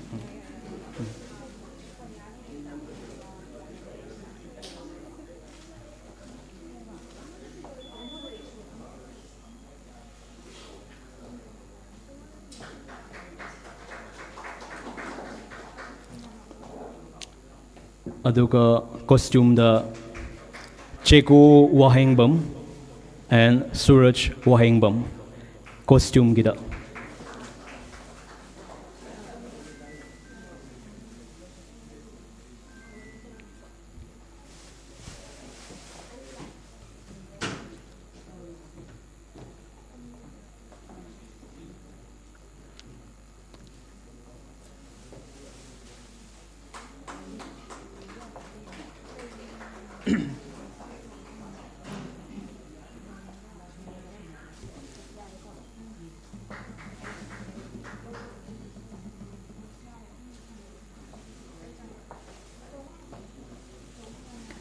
ꯑꯗꯨꯒ ꯃꯊꯪꯗ ꯃ꯭ꯌꯨꯖꯤꯛ ꯁꯟꯖꯣꯏ ꯚꯦꯅꯁ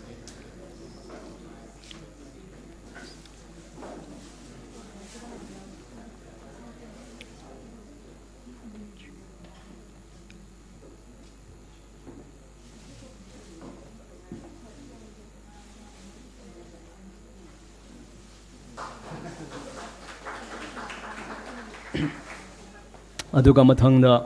ꯂꯤꯔꯤꯁꯤꯁ ꯆꯤꯅꯤ ꯃꯦꯛꯁ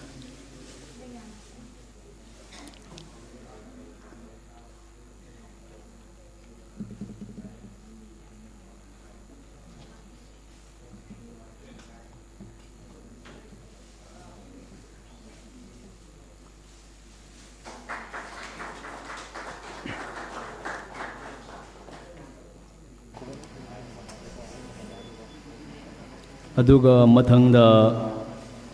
ꯁꯦꯠ ꯗꯤꯖꯥꯏꯟ ꯈꯌꯥꯏ ꯁꯥꯏ ꯈꯌꯥꯏ ꯁꯥꯏ ꯌꯥꯎꯔꯤ ꯁꯤꯗ ꯑꯗꯨꯝ ꯂꯣꯏꯒꯦꯔꯥ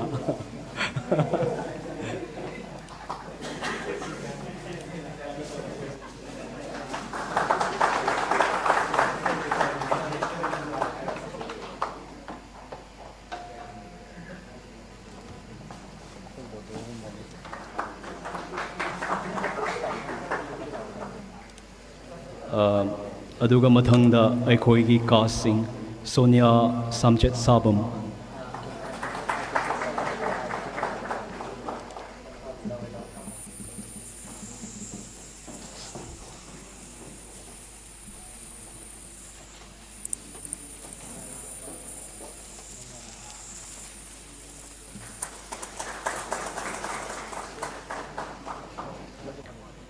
ꯃꯊꯪꯗ ꯂꯤꯋꯤꯁ ꯁꯣꯔꯈꯥꯏꯕꯝ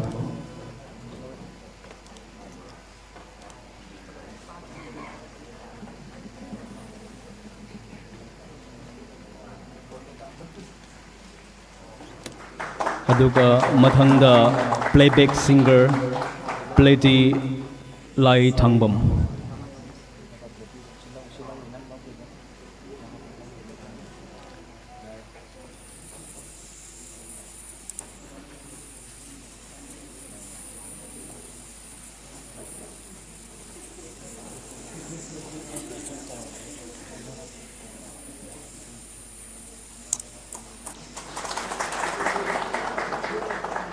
ꯑꯗꯨꯒ ꯄ꯭ꯔꯣꯗ꯭ꯌꯨꯁꯔ ꯑꯖꯣꯏ ꯂꯥꯏ ꯊꯥꯡꯕꯝ ꯑꯩꯈꯣꯏꯁꯦ ꯁ꯭ꯇꯦꯖꯇ ꯑꯗꯨꯝ ꯂꯩꯕ ꯃꯤ ꯉꯛꯇ ꯑꯗꯨꯝ ꯂꯧꯔꯁꯤꯔꯥ ꯈꯪꯗ꯭ꯔꯦ ꯑꯗꯨꯒ ꯃꯊꯪꯗ ꯑꯩꯈꯣꯏ ꯗꯥꯏꯔꯦꯛꯇꯔ ꯒ꯭ꯌꯥꯅꯟꯗ꯭ꯔ ꯁꯤꯡ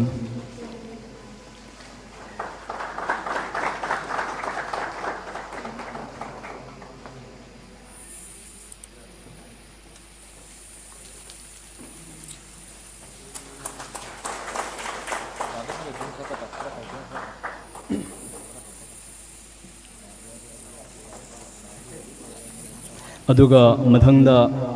transport Gokul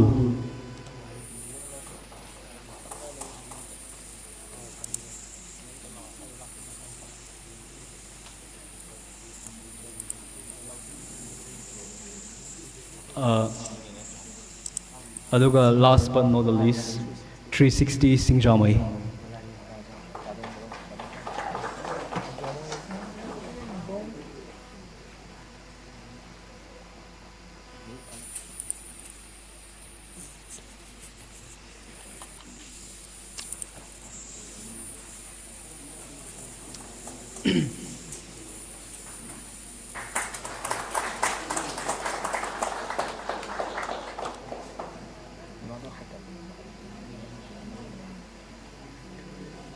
This is the end of our gifting session. Hojikdi ekoi Chinbiro se go screening door se. Just 1 minute. Hoi release ke lauthok.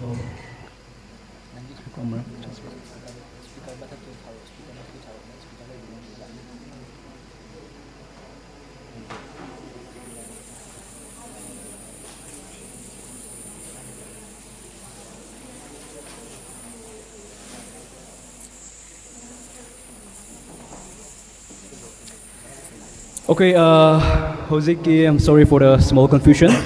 Hojiki di ekoi chinbiro se screen door se mayamna khoirang na ngai rambado mayamna yam excite oiraga leirambado hojik budi ekoi pukning thalani bako si yenga adugi damak mayam amarak si tawtringai ekoi mayam khubak khubinasira chinbiro se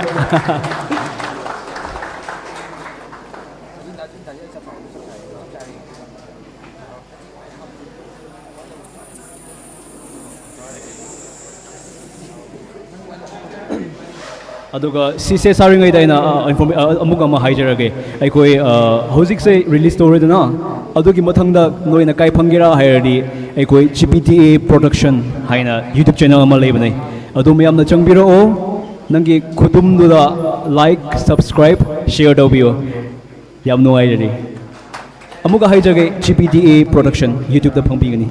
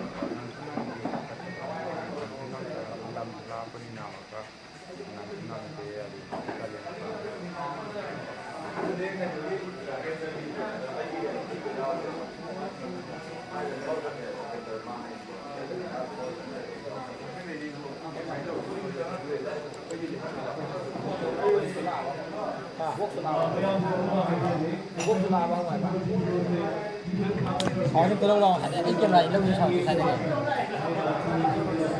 Són chiều này.